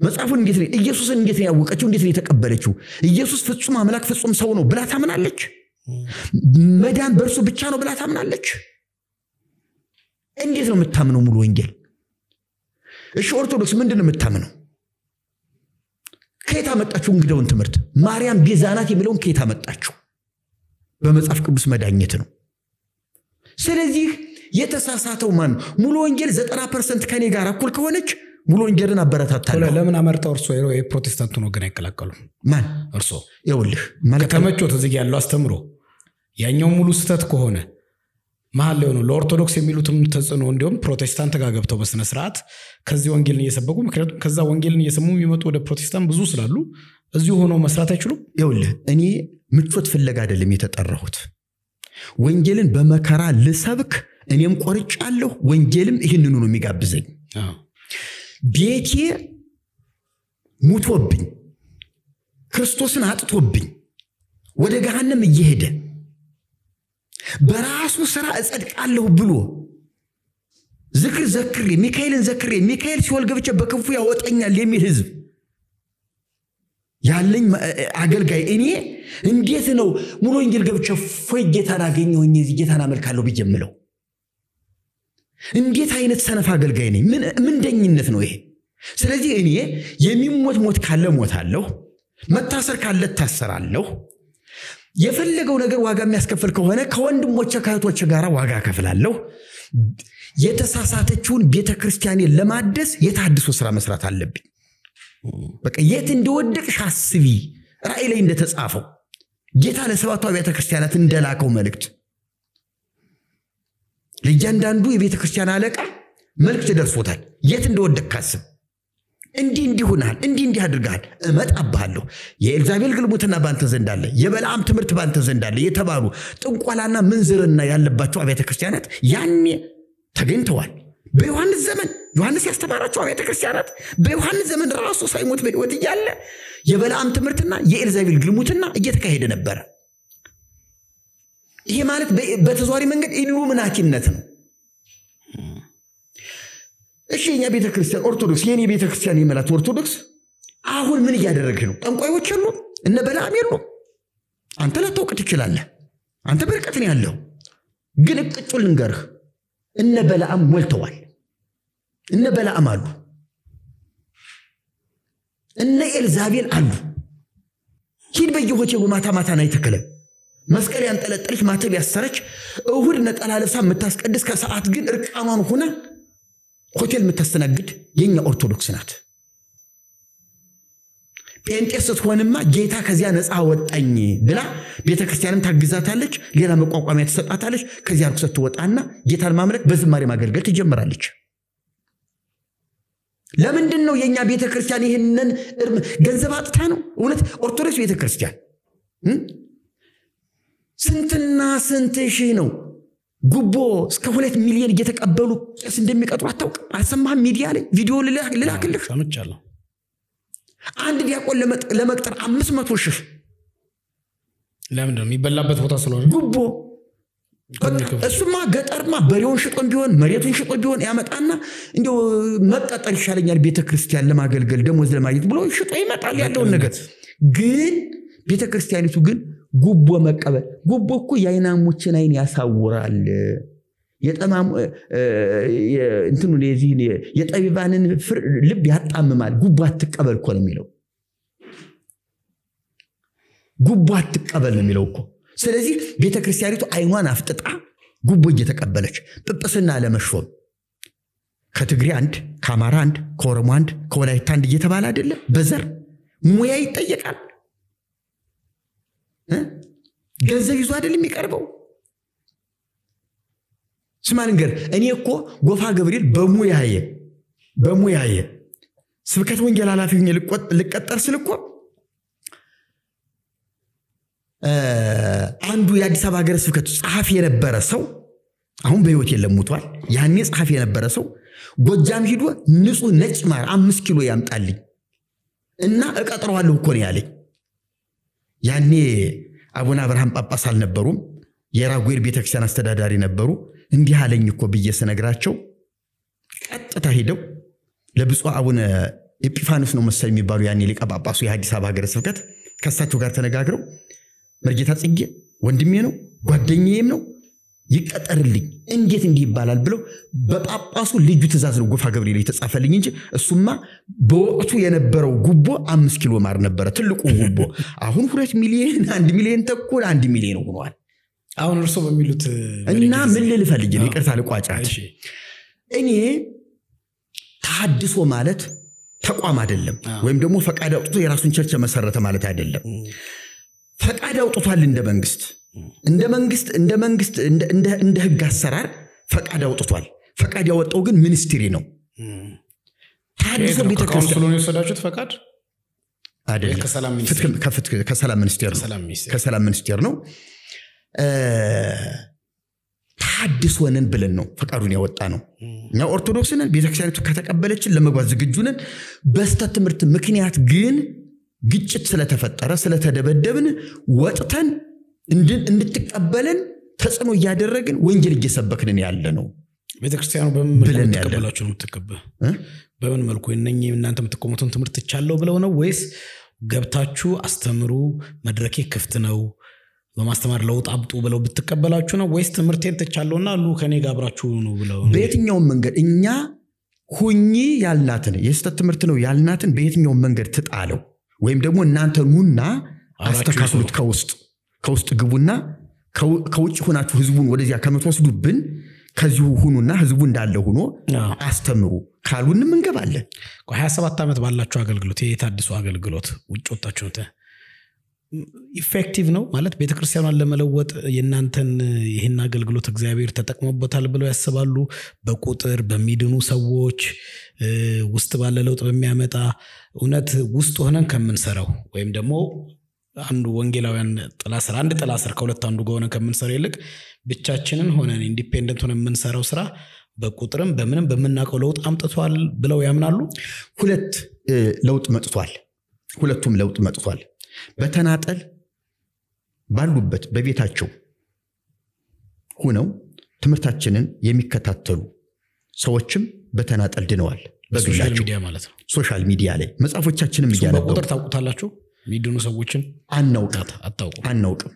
ግን አሁን የራሳችንን ጉባኤ ማካሄጃ መንግስት ጠይቀናል። ቦታ ተፈቅዶልናል። ወደፊት እግዚአብሔር ይረዳናል። መስሪያ ገንዘብ ነው እንግዲህ የምንቸገረው። ቆርቆሮ በቆርቆሮም ቢሆን ጣራና ግድግዳውን ሰርተን በሚዲያ ላይ የከሳቴ ብርሃን ስብከተ ወንጌል የከሳቴ ብርሃን ኦርቶዶክስ ተሐድሶ የወንጌል አገልግሎት ቤተክርስቲያን ከዚህ ቦታ ጉባኤ ተከለ ኑና መጣችሁ መካፈል ኦርቶዶክሳዊ የወንጌል ትምህርትን ንጹህ የወንጌል ትምህርት መካፈል ትችላላችሁ ብለን የጠራ እንደሆነ ከወንጌላውያንም በርካታ ሊመጣ ያሰፈሰፈ ህዝብ አለ። ከኦርቶዶክስ ደግሞ በብዙ እጥፍ ሊመጣ የተዘጋጀ ህዝብ አለ ይመጣል እኛ አሁን ቸርች በየቦታው መትከል ነው አቅም የሚያቅተን እንጂ ከዚያ በኋላ ታያለህ ጉድ እኛ እውነት ለመናገር ቤተክርስቲያኒቱን ለማስቀናት ይሄንን የማድረግ ተልእኮ የለንም ካልተቀበለችን ግን ይሄ ይገጥማታል እስከዛሬው መንገድ ግን ኢፌክቲቭ ነው ብለህ አስበል እስከዛሬው መንገድ ካህናቱን ስናሰለጥን ወደ 200,000 የሚደርሱ ከመላ ኢትዮጵያ ስልጠና የወሰዱ ካህናት ዲያቆናት መርጌቶች አሉ ታድሶን ያሉ ማለት ነው በስሩ እስከ 500 የቆሎ ተማሪ ያለው መጥቶ ከኛ ሰልጥኖ ያን 500 ተማሪ ደግሞ እሱ በወንጌል ያገለገለ ቅኔውን ያስተማረ እዛው ውስጥ ነው ማለት ነው እዛው ውስጥ ነው በርካታ መምህራን አሁን ደሞዝ መክፈል አቅቶን እንጂ ደሞዝ መክፈል ብንችል ቤተክርስቲያኑ እንደምትከፍላቸው መክፈል ብንችል ከየደብሩ አንድ መርጌታ አይቀርም ይመጣል ይሄን ደግሞ እግዚአብሔር ይረዳናል ገንዘብም እናገኝ ይሆናል ወደፊት ገንዘብ ስናገኝ ቢያንስ ወደ 200 መርጌቶችንና ቀሳውስትን በደሞዝ ከቀጠርን በኋላ ያሬዳዊ ዜማ ከነከበሩ ከነጥንግድርቡ ከነ ባህል አልባሳቱ ዘምረን ስታዲየምና መስቀል አደባባይ ላይ ያሳየን እንደሆነ ታምረኛ ሰማያዊት ኦርቶዶክስ ሆና ቤተ ክህነትንና ቅዱስ ሲኖዶስን የሚያስደነግጥ የሚያደነዝዝ ታምር እንሰራለን ይሄ በቅርቡ ይሆናል የምታደርጉት ግን ያው የኢትዮጵያ ኦርቶዶክስን ለማደስ ነው ዞሮ ለማደስ አይደለም እኛ ህዝቡ ይሄን ቤተ ክርስቲያኑ ከተቀበለችን ይሄን ሁሉ ካህኑ ወስደን እናስረክባታለን እኛም ራሳችን እናስረክባለን ስህተቱ ይውጣ ነው ሁልጊዜ የምንለው አባባል አለ ቁንጫ ፈራ ተብሎ ቤት አይለቀቀም ነው የሚባለው ቁንጫ ፈርቶብህ ቤት ግን አታቃጥለው ለቁንጫው መፍትሄ ትፈልጋለህ እንጂ ቤት ግን ለቀህ የምትወጣ ሞኝ መሆን የለብህም አሁን አንተ ያለህባት ቤተክርስቲያን ትኖርሃለች አባል ነህ አገልጋይ ነህ ከዚያች ቤተክርስቲያን ውስጥ የሆነ ስተት ብታይ በኢየሱስ ክርስቶስ ስም ይሄን ስተት ያያየውማ ከዚህ መኖር አልችልም ብለህ አኩርፈህ ከወጣህ እቺ ቤተክርስቲያን ጎዳት አንተም የተሳሳተ አገልጋይ ነው የምትሆነው ለምን ትወጣለህ አገልጋዮችን ጓደኞችን ሰብስበህ ይሄ ነገር ከእግዚአብሔር ቃል አንፃር ነውር ነው እንግዳ ለምምድ ነው ከየት መጣ ነው በጊዜ እናስወግደው ህዝቡ እውነት መስሎት አብሮት እንዳይለምደው ከለመደው በኋላ ይሄን ነገር አስቸጋሪ ነው የሚሆነው ከናንተ ያየነው ይለናል ስለዚህ እኛ ማሳየት የለብንም ቶሎ እናጥፈው ብለህ ተጽኖ የማድረግ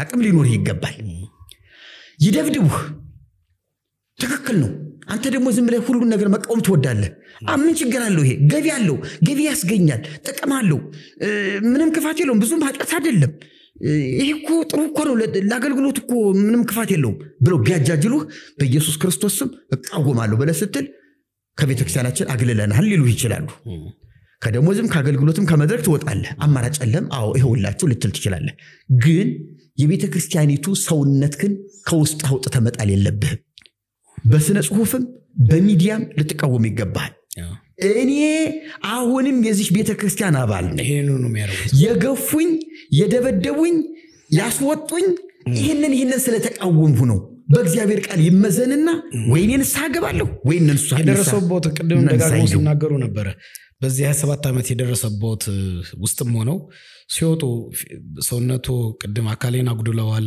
የነርቭ በሽተኛ አድርገውኛል ብሏል በስደት ደረጃ ባሉበት የኑሮ ሁኔታ አካላዊ ጥቃት ከወጡም በኋላ እንደደረሰበት ወይስ ገናዛ ሲወጡ ነው ከዚህ በፊት እስር ገጥሞት ያቃል እንዳሁኑ እንደገጠመው እንዲተከሰው ተደብድብ ያለው ይሄው ደብረ ሊባኖስ ሂጅ ሳለ ያኔ መጀመሪያው ላይ ተደብድብ ያለው በጣም ከፍተኛ አካል ጉዳት ደረሰብኝ ራሴን ስቼ ወድቄ አላውቅም ነበር 90 ዓመተ ምህረት የዛሬ 27 ዓመት ወዲያው እኮ ነው ወዲያው ከሲኖዶስ እንደወጣው ደብረ ሊባኖስ ሄድኩኝ እዛው ደበደቡኝ እና በስድስተኛ ወሬ ነው አዙሮኝ ወደኩኝ ስመረመር ግን ያው የመደብደብ አደጋ ነው ምርመራ ውጤቱ ያንን እንደዛ ተነገረኝ ከዛ በኋላ መድኃኒት ጀምር ተባልኩ መድኃኒት ጀመርኩ መድኃኒት ካልጀመርኩ ጥሩ እንደማይሆንልኝ ተነገረኝ ደግነቱ የሞስለው መድኃኒት በቅርብ የሚገኝ በቅናሽ ዋጋ የሚገኝ እንደው ደሞም ጥሩ ያገዘኝ መድኃኒት ሆነልኝ እንጂ ሰው የለኝም ካጠገቤ መድኃኒት እየገዛ የሚያግዘኝ ሰው የለኝም ከውጭ ማውቃቸው ሰዎች የሉኝ ከዚህ ሀገር ውስጥ እንኳን እንዲው ደና እንዲው ከኪሱ ሳንቲም የማይነጥፍበት ሰው ማውቀው ሰው የለኝም እንደኔ ድሃ የሆነ እንደኔ ሙትቻ የሆነ በቃ ጦማዳሪ እኔን ሲያገኝ እንዲውም ዳቦ እንድገዛለት ተስፋ የሚያደርግ ድሃ ነው እኔ ጓደኛዬ የነበረኝ እና ከባድ ፈተና ውስጥ ነው የነበረን ያኔና ያኔማ ባስ እንኳን ስገባ መናፍቅ ገብቷል ተጠንቀቁ እንኳን ብሎ ረብሻ ለመፍጠር ምንም እንኳን ለምን ገብቼ ዝም ብዬ ምሰሶ ልጅ ነው የቆምሁኝ ያይና መናፍቅ ገብቷል ተጠንቀቁ እንዳይነካችሁ ሱርኩስ ጸረ ማርያም ነው ያለ ፊርማታዬ እንድወርድ ያስደርገኛል ውሻ እንዳትነከኝ ቆሻሻ ደሞ ወደዚህ ይመጣል እንዴ ደሞ ያየኛል እንዴ አይንን ነው ማፈርጥህ የሚለኝ ሞልቷል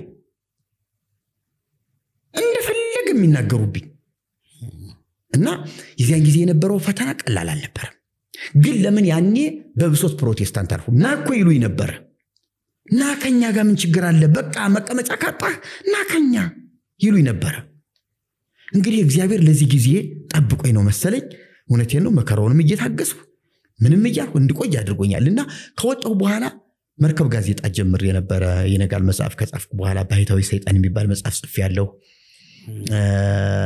ታቦትና ታቦት የሚል መጽሐፍ ጽፌያለሁ ከዚያ በኋላ መርከብ ጋዜጣ የሚባል ሃይማኖታዊ ጋዜጣ ሳዘጋጅ ማህበረ ቅዱሳን ከሰሰኝ 7 ወር ታሰርሁ 7 ወር አዎ 23,000 ብር ነው ተቀጣሁ ሌላ ክርስቲያን ሰው ከፈለልኝ ወጣሁ ከዚያ በኋላ ያው እንግዲህ ከብዙ ወንድሞች ጋራም ያው መተዋወቅ መገናኘት አገልግሎቱን ማጠናከር ራእዩን የበለጠ ማስፋት ማጥራት ዓላማን የበለጠ በግልጥ ማየት ማወቅ እንደገና ስልጠናዎችን ስብሰባዎችን ውይይቶችን ማካሄድ ታድሶ በቀላሉ መፈታት መበተን እንደሌለበት በጥሩ ሁኔታ መወያየት መጫወት ጀመርን ከዚያ በኋላ እግዚአብሔር ይመስገን አሁን ላለንበት ቁመና ደረስን እና በጣም ጥሩ ስራ ትልቅ ስራ ነው የተሰራው ብዬ ነው ማምነው እና ድብደባ ደርሶብኛል ከዚያም በኋላ እንኳን እንደው ድብደባው ትልቅ ስላይደለ ያካል ማጉደል ስለሌለበት ነው እንጂ ይሄ ካራቴ የለመዱ አንዳንድ ልጆች እኮ በጠገበ ሳልፍ እኮ ጽጌ እኮ ማለት ይሄ ነው ሲባል ተሽከርከረው መጥተው ባጭራቴን ይመቱኝ እኮ አሉ አዙሪኝ እኮ ወድቄ ቁጭ ብዬ ተረጋግቼ ተነስቼ ሄድኩበት ቀን እኮ አለ ተክለ ሃይማኖት መርካቶ እንዳለ የሰንበት ትምህርት ቤት ማዕበል ወጥቶ እኮ የድንጋይ ክምር በላይ ላይ ያወረደበት ጊዜ አለ ግን አንዱ ድንጋይ ሳያርፍብኝ በእግዚአብሔር ጥበቃ ተረፉኝ 2 ድንጋዮች ብቻ ከዚህ ከጀርባ አካባቢ ወደቁብኝ ምንም አላሳመሙኝም ከዚያ በኋላ ደግሞ የተመሰለህ ለቃል ገዛ ካንድ ሱቅ ገብቼ ሰውየው ለካ ያውቀኛል እኔ ደግሞ አላወቅኩም በአገራማን ስኳር ኪሎ ስኳር ለገዛ ስኳር ስፈርልኝ በየሰለው በዚህ በግራሙ በሚመዝንበት በዚህ ነበር አናትክን ማፈንዳት ብሎ እንዲህ ዝቶ እጁን ካይሪ አድርሶ እንዲህ ተመልሼ የተረፍኩበት ቀን አለ እና ሰውን ሁሉ ማመን እስኪያቅተኝ ድረስ በቃ ራሴን የዱር አውሬ አድርጌ እስካይ ድረስ የተፈተንኩበት ጊዜ አለ እና ተግዳሮቱም ቀላል አይደለም ግን ያ ሁሉ ለኔ አንድ ብቻዬን ስለነበርኩ በጣም እውነቴን ነው የምልህ ትሯሯጠዋለህ እርቦህም እንደው ትችለዋለህ ባለቤት እንትዳሪን ካስኩ በኋላ ባለቤት ከታመመችበት ጊዜ ጀምሮ ነው እኔ ማአት ውስጥ የገባሁት ስቃይ ውስጥ የገባሁት እንደው በቃ አይደለ የኔ እንዳለ ሆኖ የሷ ሲጨመር ከባድ ነበር እሱ ነው ከባዱ እና በጉዞዬ በ27 ዓመት ጉዞዬ መናቅ መጠላት በተከራየሁበት ቤት በቃ ጴንጤነህ ኦርቶዶክስ ነህ ማነህ ተብዬ መጠየቅ ማል ካለማልህ አናውቅህም እየተባልኩ ጌታን ካልኩ ድንገት አመልጦኝ የለየለት ጴንጤ አይደል እንዴ ውጣ እንዴት በቃ እና ደግሞ ከጌታ ርቀስ የተሰደድክበት ስም ነውና እንዴት ትደብቀዋለህና ይሄ ነገር በጣም ከባድ ነበር በህይወቴ ብዙ ወንድሞችም እንደዚህ አይነት ፈተና ተቀብለዋል እያንዳንዱ ቢናገር ይሄ ተመሳሳይ ነገር አለው እና ይሄ በ27 ዓመት ውስጥ እንደውም ረስቸዋለሁ ብዙውን አንዳንዶቹ እያስታወሱ የነገሩኛሉ እንዴ ጽጌ ታስታውሳለህ እንዲሁ እኮ ሆነናል ያሉን ሁሉ ጓደኞች አሉ እግዚአብሔር ይመስገን ስለ ስሙ እንዲህ መሆን መቻል ሁሉም የራሱ ምቾት በሚፈልግበት ጊዜ ምንም አይመስለኝም እግዚአብሔር ይባረክ ኢትዮጵያ ኦርቶዶክስ ቤተክርስቲያን በቅርብ ጊዜ በአእምሮአዊ ንብረት ጥበቃ ከበሮ ጽናጽል የኔ ነው ብላ እንዳስመዘገበችና እንዳስወጣች አይተናል። ከዚህ ጋር ተያይዞ በጣም ታድሶ አገልጋዮች እናንተን ጨምሮ ከናንተ ደግሞ ከታድሶም ወደ ፕሮቴስታንት ሽፍት ያደረጉ ሰዎች ሚዲያ ላይ ሲቀርቡ ልክ እንደርሶ ሚዲያ ላይ ሲያደርጉ የኦርቶዶክስን ቤተ ክህነት ልብስ ለብሰው ነው የሚቀርቡት ብዙ ጊዜና ለምንድነው ልብሳችንን የማይተውት ለምንድነው በዛ የሚቀርቡት የሚል ሙግት ይቀርባል። እንግዲህ ከሱ አልፎን ከልብስ ከበሮኑ ምንም አትጠቀሙ የሚል መጥቷል። ግን እርሶ እንዲያው ኦርቶዶክሳዊ ነኝ ብሏል። ኦርቶዶክሳዊ ያልሆኑ ኢቭን የፕሮቴስታንት ጉባኤ ላይ ሲገኙ በደንብ ወደ ፕሮቴስታንት የመጡ ስለማቅ ማለት ነው ይህንኑ የክህነት ልብስ የኦርቶዶክስ ቤተክርስቲያንን ይለብሳሉ። አንዳንዱ የፕሮቴስታንት ወንጌል ላይ እሱን ለብሰው ሲሰብኩ አይቻለውና በዚህ ጉዳይ እርሶ ምላሽ ምንድነው? ምንድነው የምልህ መልሴ በጣም በርካታና ብዙ ነው መልሴ በጣም ጥሩ መልስ። እውነታውን እናምጣው ከተባለ አንደኛ የከበሮ ቅርጽ ዲዛይን ብዙ አይነት አለው። ወደ ወላይታ ብትሄድ ከበሮ የሚሉት አለ አሰራሩ። ወደ ጉራጌ ሀገር ብትሄድ አሁንም እንደ ባህል ከበሮ ብለው አታሞ ብለው የሚጫወቱት አለ። ራሱ አማራ ሀገር ብትሄድ ከበሮና አታሞ ይለያያል። ትግራይ ሀገር ብትሄድ ከበሮ አለ ከአታሞ አለ። አታሞውን እናቆየውና ወደ ከበሮ ብንሄድ ቤተክርስቲያኒቱ የአእምሮ ንብረት የማለት መብት የላትም ሲጀመር። ይሄ አንዱ የውድቀት ማሳያም ተደርጎ መታየት አለበት። እኛን እንሞግታታለን። አንደኛ ታድሶ ምነን እንዴ ወንጌላውያኑ የሷ ነው ብሎ እንዴው ቢፈራ እንኳን እኛን ሞግታታለን። ወንጌላውያኑ በራሱ ግን መሄድ አለበት፣ የተወሰነ ርቀት መሄድ አለበት። ምክንያቱም እኛ እንደ ታድሶ እንደ ኦርቶዶክስነት ምንም የሚቀረን ነገር የለም። ካባው፣ ቀሚሱ፣ ቆቡ፣ ከበሮ፣ ጽናጽሉ፣ መቋሚው ስርዓቱ ሁሉ ቅዱስ በሆነ በወንጌል በተቀረጸ መንገድ እንጠቀምበታለን። ለመሆኑ ኦርቶዶክስ እንዴው ስሟ በተለምዶ ቤተክርስቲያን እንላታለን እንጂ አሁን ስናያት ቤተክርስቲያን ናት ወይ? የትኛውን ወንጌል ሰብካ ነው የክርስቶስ የምትባለው? እሺ ከበሮ የሷ ይሁን ቢባል ማንን ልታመሰግንበት ነው? ለማን ልዘምርበት ነው? ለማን እንደምትዘምር ማንን እንደምታመልክ እኮ እናውቃታለን። ክርስቶስን የጣለች ቤተክርስቲያን ከበሮ የኔ ነው ብትል ውርደት አይሆንባትም? ወንጌል የጣለች ቤተክርስቲያን ጸናጽል የኔ ነው ብትል እንደው ሞት አይሆንባትም? ቅሌት አይሆንባትም?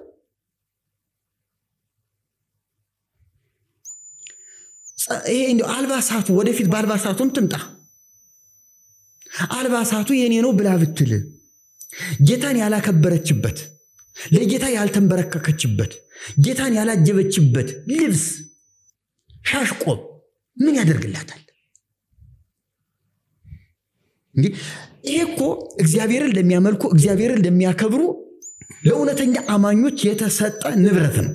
በንብረት ደረጃ እንምጣ ከተባለ ኢትዮጵያ ኦርቶዶክስ ያለው ሁሉም ሰው ጌታን የማያከብር ጌታን የማያምን አጠቃላይ እንደ ቤተክርስቲያኗ ኢየሱስ ጭራሽ የማይነገርባት ነው ብለው ነው የሚያምኑት። ብዙ ዝማሬዎችም ኢየሱስ ክርስቶስን የሚያከብር የመዳኑን እውነት በደንብ የሚነገር በተለይ አሁን ስብከቶችም ዝማሬዎችም እውነቶችም በጣም እንሰማለንና በአጠቃላይ ይሄን ሁሉ የማያደርግ ነው ሁሉም ብለን መውሰድ እንችላለን። እውነት ለመናገር ትንሽ ጭፍልቅ አደረከው የቤተክርስቲያኑን ጉዳይ። ጥሩ ስብከት ጥሩ ትምህርት ምናምን እንደዛማ ቢሆን ኑሮ እኮ እኛ ድብድቡን እናቆማለን። ያንን የሚያስተምሩ አባቶች አሁን እኮ ቅድም ያነሳናቸው ግለሰብ እንኳን እዛው ቤተክርስቲያን ያሉ የሀገረ ስብከት መሪ ናቸው። ባለፈው ክፍል አንድ ስናነሳ እና አቡነ በርናባስ እና አቡነ ገብርኤል የዛይነ ብዙ ሌሎችም ሰባኪዎች በጣም ምርጥ የወንጌል ሰባኪዎች አሉ። ወንጌል የሚዘምሩ ብዙ ዘማሪዎች እየተወጉ እየደሙ ዛሬ ሚካኤል ነው እንዴት ስለ ሚካኤል ሳታስተምር ወረድህ?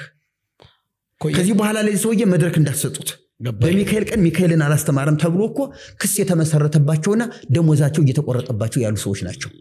ጳጳሱ እኮ አሁን እኮ እየተባለባቸው እና ቤተክርስቲያኒቱ ሰበከች ልትለይ ነው ያልከሎት መሪጌታ ዝጌ ብዙ እንደሱ የሚያምኑ ኢየሱስ ክርስቶስን በደንብ የሚሰብኩ ኢየሱስ ክርስቶስን የሚዘምሩ ምእመናንም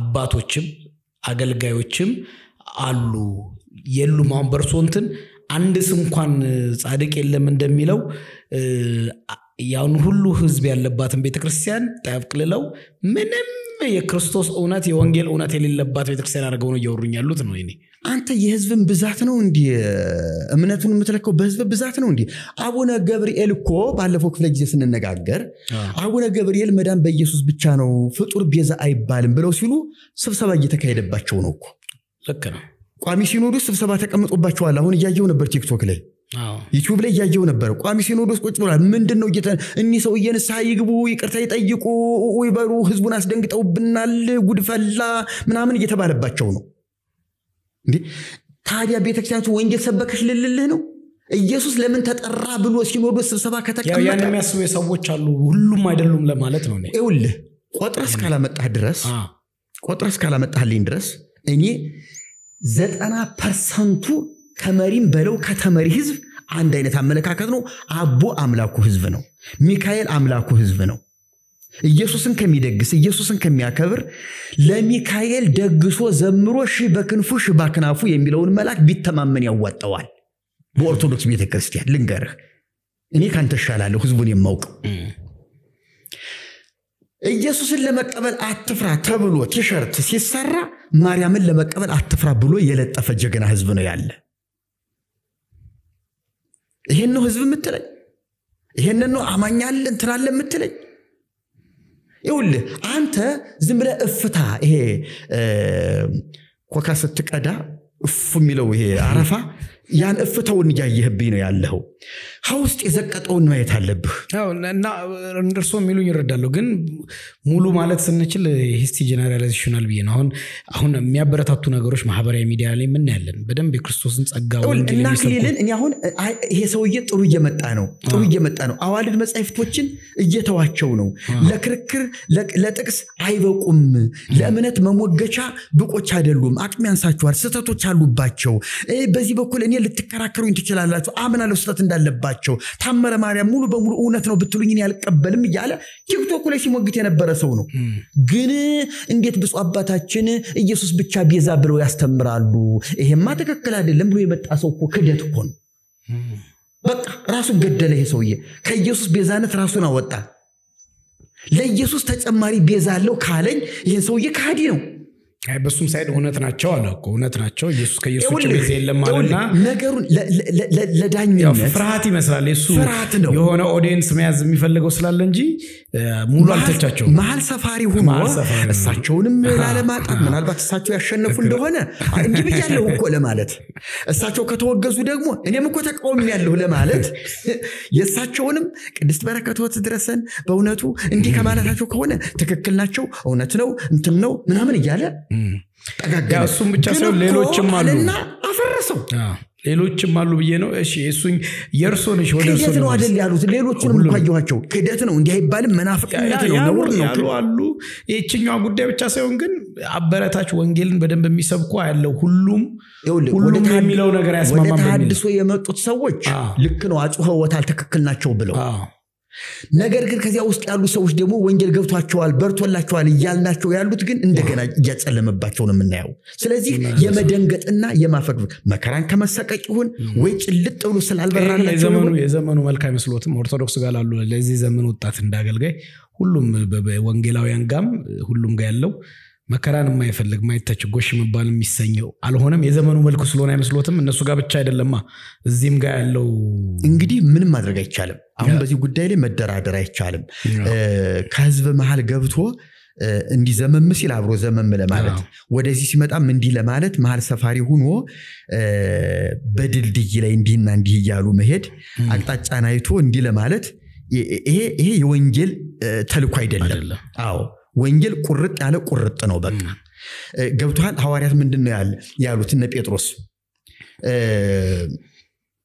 ምንድነው በሸንጎ ፊት ተጠርተው ዳግመኛ ይሄን ስም እንዳትጠሩት አዘናችሁ አልነበረምን ነው ያሏቸው አየው ይሄን ስም እንዳትጠሩት አዘናችሁ አልነበረ ይሄው ትምርታችሁ በኢየሩሳሌም ሁሉ መላች አሏቸው እነ ጴጥሮስ ግን ይሄ ይሰነ ናዱ ለእግዚአብሔር እምናድሉ ወለሰብ ለሰው ከማድላት ይልቅ ለእግዚአብሔር ማድላት ይሻለናል ብለው እግዚአብሔር ለወሰነው ውሳኔ እግዚአብሔር እኮ ኢየሱስን ሲሰጥ ኢየሱስን ይዘህ እስከ ሞት ድረስ እንድትከተል ነው። የመከራ ጊዜ ግድ የለም እለፈው ምንም አይደለም እንደ ጊዜው ሁን የሚል ተልኮ እኮ የለውም ወንጌል። ገብቷል? ግድ የለም የመከራ ቀን። አሁን አንዳንድ ኦርቶዶክስ ቀሳውስት አሉ ልጆቻቸው ወደ አረብ ሀገር ሊሄዱ ሲሉ ድሮ አረብ ሀገር ሲሄድ ተሰልሞ ነበር የሚሄደው። ሰልመው ማተባቸውን ፈተው መስቀላቸውን ጥለው የሙስሊም ሻርፕ ምናምን አድርገው ፎቶ ተነስተው የእስልምና መታወቂያ ያንን መስለው ነበር የሚሄዱ። ያን ጊዜ አባቴ በቃ ለገንዘብ ስል ኑሮዬ ችግር ስለሆነብኝ በቃ አረብ ሀገር ልሄድ ነው ሲሏቸው ቄሱ ምን ይላሉ? ልጅ የልብሽ የሚያውቀው እግዚአብሔር ስለሆነ ሂጂ አስልመው አላሁ አክበር አስብለው ከዚያ እያፈጠረች ከዚያ እየሰለመች ነብዩ መሐመድ እያለች ቁርአንን ምን እያለች እንድትኖር ቄሱ ይፈቅዶላት ነው። ይሄ ቄስ ክርስቲያን ነው ወይ? ይህች ሴት በዚህ ሁኔታ ብትሞት የጌታ ናት ወይ? በሷ ህይወትስ ይሄ ቄስ ተጠያቂ አይደለም ወይ? ይሄ የወንጌል ተልኮ ያለው ነው ወይ? የልብሽን ጌታ ያውቃል የሚባል ወንጌል የለም። አየው በቃ ወንጌል ነው። እኔ በግልጥ እንደው ስም አትጥቀሱ ይባላል። በርግጥ ግን ሚዲያ ላይ የዋለ ራሱ ሰውየው ግለሰቡ የተናገረው ስለሆነ ብጠቅሰው ምንም አይደለም። ስሙም ጠፈኝ። ምን አለ መሰለህ? ኦርቶዶክስ ነው እየዘፈነም ድራማ እየሰራም መተዳደሪያውን ኑሮውን የሚገፋ ሰው ነው እና ሊቆርብ ሄደ። የነፍስ አባቱ ጋር ተነጋገረ። አባቴ መተዳደሪ ዘፈን ነው አሁን ልቆርብ ነው የምፈልገው እና ዘፈን ካቆምኩ ደግሞ በረሃብ መሞቴ ነው መጎዳቴ ነው ምን ይሻላል ይላቸዋል። አይ ያው እንጀራ ስለሆነ ምንም አይደለም ይሄ ቄስ ነው። አሁን እውነት ለመናገር ዘፋኞች የእግዚአብሔር መንግስት አይወርሱም ተብሎ በተጻፈበት ወንጌል እኖራለሁ እያለ ዘፈነ ብላ ብሎ እንደዚህ መምከር እውነት ክርስትና ነው ወይ? ይቺ ቤተ ክርስቲያን ናት ወይ እኔን መውገዝ የምትችል? እሷ ኦርቶዶክስና ቀጥተኛ እምነት አለኝ የምትል እቺ ናት ወይ? ስለዚህ ወደድክም ጠላህ ምን ይሁን ቅጩ ልንገርህ እኔ ነኝ ንጹህ ኦርቶዶክስ። ተሐድሶም የሚባለው እሷ አለጠፈችብኝ እንጂ ሲጀመር ተሐድሶ ብዬ በራሴ ላይ ስም አለጠፉ። ግን ትክክል ነው የተሐድሶ ስራ ሰራለው ባይቀበሉኝም ያባሩኝም እኔ ነኝ ሐሳቡ ትክክል ነው። ተሐድሶ ትክክል ነው ማደስ ነው። ስለዚህ ኦርቶዶክስ ተሐድሶ ንጹህ ወንጌላዊ ሁኜ ንጹህ ኦርቶዶክስ ንጹህ ኢትዮጵያዊ ሁኜ ለዚህ ቤተክርስቲያን ዋጋ መከፈል እኔ ነኝ። እኔና ጓደኞቼ ከበስተጀርባው ሚዲያ ላይ ስላቀረብኩኝ ለብዙንም ማረጋችን ተገቢ ነው። የቤተክርስቲያናችን ልብሱ የኛ ነው። ኢየሱስን ለማገልገል ከበሩ የኛ ነው። ኢየሱስን ለማገልገል ኩለንተና ነገሩ የኛ ነው። እንደ ባህል ደግሞ ይሄ የሀገር ሀብት ነው። ይኸውልህ ጸናጽል ከበሮ መቋሚያ የሚባለው የቅዱስ ያሬድ ነው አይደለ? ቅዱስ ያሬድ እግዚአብሔርን አመሰገነበት አገለገለበት። ያሬድ ደግሞ የሀገር ሀብት ተብሎ ተመዝግቧል። ተመልከትልኝ ያሬድ ማለት ከነዜማው ከነልብሱ ከነምናምኑ የሀገር ሀብት ነው። ያንተም ሀብት ነው። አሁን አንተ ፕሮቴስታንት ነህ ያንተም ሀብት ነው። የኔ አይመለከትም። ዩኔስኮ ኢትዮጵያዊ ሀብት ኢትዮጵያዊ ቅርስ ብሎ የመዘገበውን የሁሉም ነው። ሙስሊምም እንኳን በቅንነት መንፈስ ከተቀበለው የሙስሊምም ነው። የሀገር ሀብት ስለሆነ ኢትዮጵያዊነት ስለሆነ በሙስሊም የተመዘገበ ሀብት የኔም ሀብት ነው። ገብቷል? ላላምንበት እንደ ጽድቅ ላልቆጥረው ይችላልሁ። ነገር ግን እንደ ሀገር ሀብት ግን በዩኔስኮ ከተመዘገበ መንግስት ካከበረው እኔም ክብር ልሰጠው ይገባኛል። ያሬድ የሀገር ሀብት ነው። የኔም ሀብት ነው። ያንተም ሀብት ነው። የእያንዳንዳችን ሀብት ነው ያሬድ ማለት ከነ መሳሪያው። ስለዚህ ያሬድ የኔ ከሆነ መሳሪያው የኔ ነው። ጸናጽሉ የኔ ነው። ጥንግድርው የኔ ነው። ሻሹ የኔ ነው። ያሬድ የኦርቶዶክስ ብቻ የኦርቶዶክስ ሀብት ነው። የሀገር አይደለም። መንግስትም አያውቀውም፣ ህዝብም አያውቀውም። ኦርቶዶክስ ብቻ ከተባለ ደግሞ ሌላ ጥያቄ አለኝ። ይሄ ጸናጽል፣ ይሄ ከበሮ፣ ይሄ መቋሚያ ከእስራኤል የመጣ ነው። መጽሐፍ ቅዱስ ላይ ያለ ነው። ይሄ መጽሐፍ ቅዱስ ደግሞ የአማኞች ሀብት ነው። ለአማኝ የተሰጠ የህይወት መመሪያ ነው መጽሐፍ ቅዱስ። እግዚአብሔርን በዚህ አመስግኑ ተብለን ተሰጥቶናል። በፈለግና አይነት መንገድ ከበሮን ሰርተን በፈለግና አይነት መንገድ ቀርጸን ጸናጽልን ሰርተን እግዚአብሔርን ልናመሰግን ባለሙሉ መብት ባለሙሉ ስልጣን ነን። ከዚህ የሚከለክል ወንጌል ያለኝን መጽሐፍ ቅዱስ ያለኝን ለመሆን አንገቴን እሰጣለሁ እንጂ የኔ ነው ልትለኝ አትች። መጽሐፍ ቅዱስን የበረዘች ቤተክርስቲያን ከመጽሐፍ ቅዱስ ውስጥ ጸናጽል መዛውጣታ ጸናጽል የኔ ነው ልትለኝ መብት የላትም። መጽሐፍ ቅዱስን የበረዘች መጽሐፍ ቅዱስን የገደለች ቤተክርስቲያን ጸናጽል የኔ ነው ካለች መጽሐፍ ቅዱስን ተያዝ። መጀመሪያ እስራኤል እንኳን የራሳቸው አገር በቀል ሀብት አይደለም ከበሮ ጸናጽል ልንገርህ ከባቢሎን ነው የመጣ። ትንቢተ ዳንኤል ምዕራፍ 2 እና 3 ስታነብ ናቡከደነጾር ዱራ ሜዳ ላይ ጣዖቱን አቆመና ምንድነው ያለው? ላንብብልህ አነባዋለሁ ቤተክርስቲያኒቱም ተስማልኝ። እንግዲህ ናቡከደነጾር ንጉሱ ናቡከደነጾር ቁመቱ ምዕራፍ 3 ላይ ነው። ንጉሱ ናቡከደነጾር ቁመቱ 60 ክንድ ወርዱም 6 ክንድ የሆነውን የወርቁን ምስል አሰራ። በባቢሎንም አውራጃ በዱራ ሜዳ አቆመው። ጣዖቱ አቆመው። ንጉሱም ናቡከደነጾር መኳንንትና ሹማምንትን አዛዞችና አዛውንቶችን በጅሮንዶችና መካሪዎችን መጋቢዎችንም አውራጃ ገዦችንም ሁሉ ይሰበሰቡ ዘንድ ንጉሱም ናቡከደነጾር ላቆመው ምስል ምረቃ ይመጡ ዘንድ ላከ። በዚያን ጊዜ መኳንንቱና ሹማምንቶቹ አዛዞቹና አዛውንቶቹ በጅሮንዶችና መካሪዎቹ መጋቢዎቹና አውራጃ ገዦቹ ሁሉ ንጉሱ ናቡከደነጾር ላቆመው ምስል ምረቃ ተሰበሰቡ። ናቡከደነጾርም ባቆመው ምስል ፊት ቆሙ። አዋጅ ነጋሪውም ተመልከተልኝ። እንግዲህ እስራኤላውያን በዚህ ጊዜ ተማርከው እዚህ ሀገር ነበሩ። ባቢሎን ናቡከደነጾር ከሞተ በኋላ ልጁ ብልጣሶር ነው። ናቡከደነጾር ከሞተ በኋላ ወደ ባቢሎን ወደ ፋርስ ደግሞ ሄደዋል። ከምርኮ ወደ ምርኮ ተሻግረዋል። ከዚህ ላይ ግን ተመልከተልኝ። አዋጅ ነጋሪውም እየጮኸ እንዲህ አለ፣ ወገኖችና አሕዛብ በልዩ ልዩ ቋንቋም የምትናገሩ ሁሉ የመለከትንና የእምቢልታ መለከት ማለት በአሁኑ ሰዓት የቤተክርስቲያኒቱ ትልቅ የዜማ መሳሪያ ነው። እምቢልታ መሰንቆ ለኦርቶዶክስ ቤተክርስቲያን ትልቁ የዜማ መሳሪያ ነው። በተለይ አማርኛ መዝሙር አሁን እየወጡ ያሉ በማሲንቆ ካልታጀቡ በቃ መዝሙር አይደለም። የክራር ተመልከት ደግሞ የኦርቶዶክስ መሳሪያ ናቸው እነዚህ ሁሉ። የበገናና የዋሽንት ቤተክርስቲያን ውስጥ ያሉ መዝሙሮች ናቸው፣ መሳሪያዎች ናቸው። የዘፈንንም ሁሉ ድምጽ በሰማችሁ ጊዜ ተደፍታችሁ ንጉሱ ናቡከደነጾር ላቆመው ለወርቁ ምስል እንድትሰግዱ ታዛችኋል። እንግዲህ ቁጠርልኝ። መለከት፣ መሰንቆ፣ ክራር፣ በገና፣ ዋሽንት እነዚህ ሁሉ ንጉሱ ናቡከደነጾር ላቆመው ምስል ለዜማ መሳሪያ አገልግሎት የዋሉ ናቸው። እስራኤላውያን ከዚህ ሀገር ረጅም ዓመት ቆይተው ወደ ሀገራቸው ሲመለሱ ይሄ ልምምድ አላቸው። ግብጽም እንኳን ቆይተው በፊት ግብጽ 430 ዓመት ቆይተው ሲወጡ የሙሴት ማርያም ከበሮ ይዛ ወጣች ዘመረች ሲል ከግብጽ የወጣ መሳሪያ እንደሆነ የሚያሳያል። ስለዚህ ከበሮ ግብጽም አለ ባቢሎንም አለ። እነዚህ ሁሉ ደግሞ ጣዖት አምላኪዎች ናቸው። የነፈሩን የናቡከደነጾር የአምልኮ መሳሪያ ናቸው። ባለ ንብረትነት ማን ነው ከተባለ ወይ ግብጽ ወይ ባቢሎን ናቸው። ቤተክርስቲያኒቱ ከግብጽና ከባቢሎን ወደ እስራኤል መጣ፣ ከእስራኤል ደግሞ ወደ ኢትዮጵያ መጣ። ኢትዮጵያ ሶስተኛ ደረጃ ናት ለዚህ መሳሪያ፣ ሶስተኛ ናት ባለቤትነቷ። ስለዚህ የኔ ነው የማለት መብት የላትም። የኔ ነው የምትልበት መብት የላትም። አይ ዲዛይኑን እንዲያርጌ ከዚህ አጥብቤ ከዚህ አስፈቸ በዚህ ቆዳንትን ብዬ ምናምን ብዬ ተጠርዘው ተሰራዋ ውበትና ጌጥ ታውጣለት መብቷ ነው። ምን ችግር አለ? እኛም ማሳመረን ልንሰራው እንችላለን። በወርቅ ልንሰራው እንችላለን። በወርቅ ሰርተን ይሄው እኛ በወርቅ ሰርተናል እንዳይነካብን ብለን ባለቤትነት ልናረጋግጥ አይገባንም። ስለዚህ በመጽሐፍ ቅዱስ ያለ ስለሆነ ሲጀመር እግዚአብሔርን በዚህ አመስግኑ የተባልንበት ስለሆነ ቤተክርስቲያኒቱ የኔ ነው የምትለው ሀብት የላትም፣ የሁላችንም ነው። እንደ ሀገር ሀብት ደግሞ የወንጌላውያንም ጭምር ነው። ከፈለገ ከቻለበት ሙስሊምም ጭምር ይገለገልበት ይችላል። ስለዚህ እንትኑ ተገቢ አይደለም። እርሶ ኢትዮጵያ ኦርቶዶክስ እንግዲህ ታድሶ ብለው ነው የጀመሩት።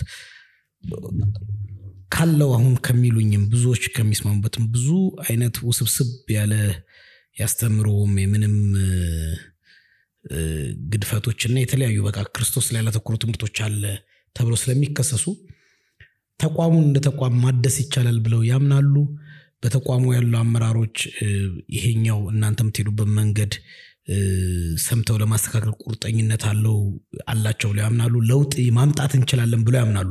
አጠቃላይ ተቋሚ በታሪክስ ሌሎች የኦርቶዶክስ አብያተ ክርስቲያናት ከኢትዮጵያ ውጭ ያሉ አብያተ ክርስቲያናት እንደዚህ አይነት የታድሶ እንቅስቃሴ መጥቶባቸው ተለውጠው አይተናል ወይ? ልንማርባቸው ምንችላቸው ተሞክሮች አሉ ነው?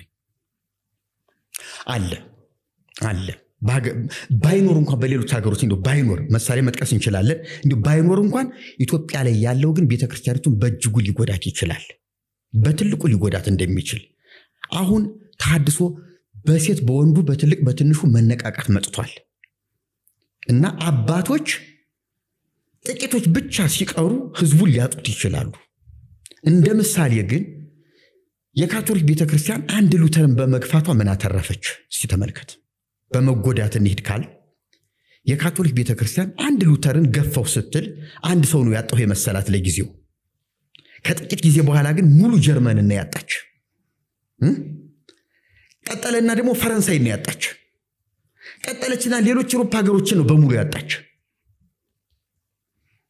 ከዚያ በኋላ ማን ቀረ መሰለህ? ሮም ራሱ ተከበበ በተሐድሶ በፕሮቴስታንት ተሐድሶ ሮም ራሱ ከተማው ተከበበ።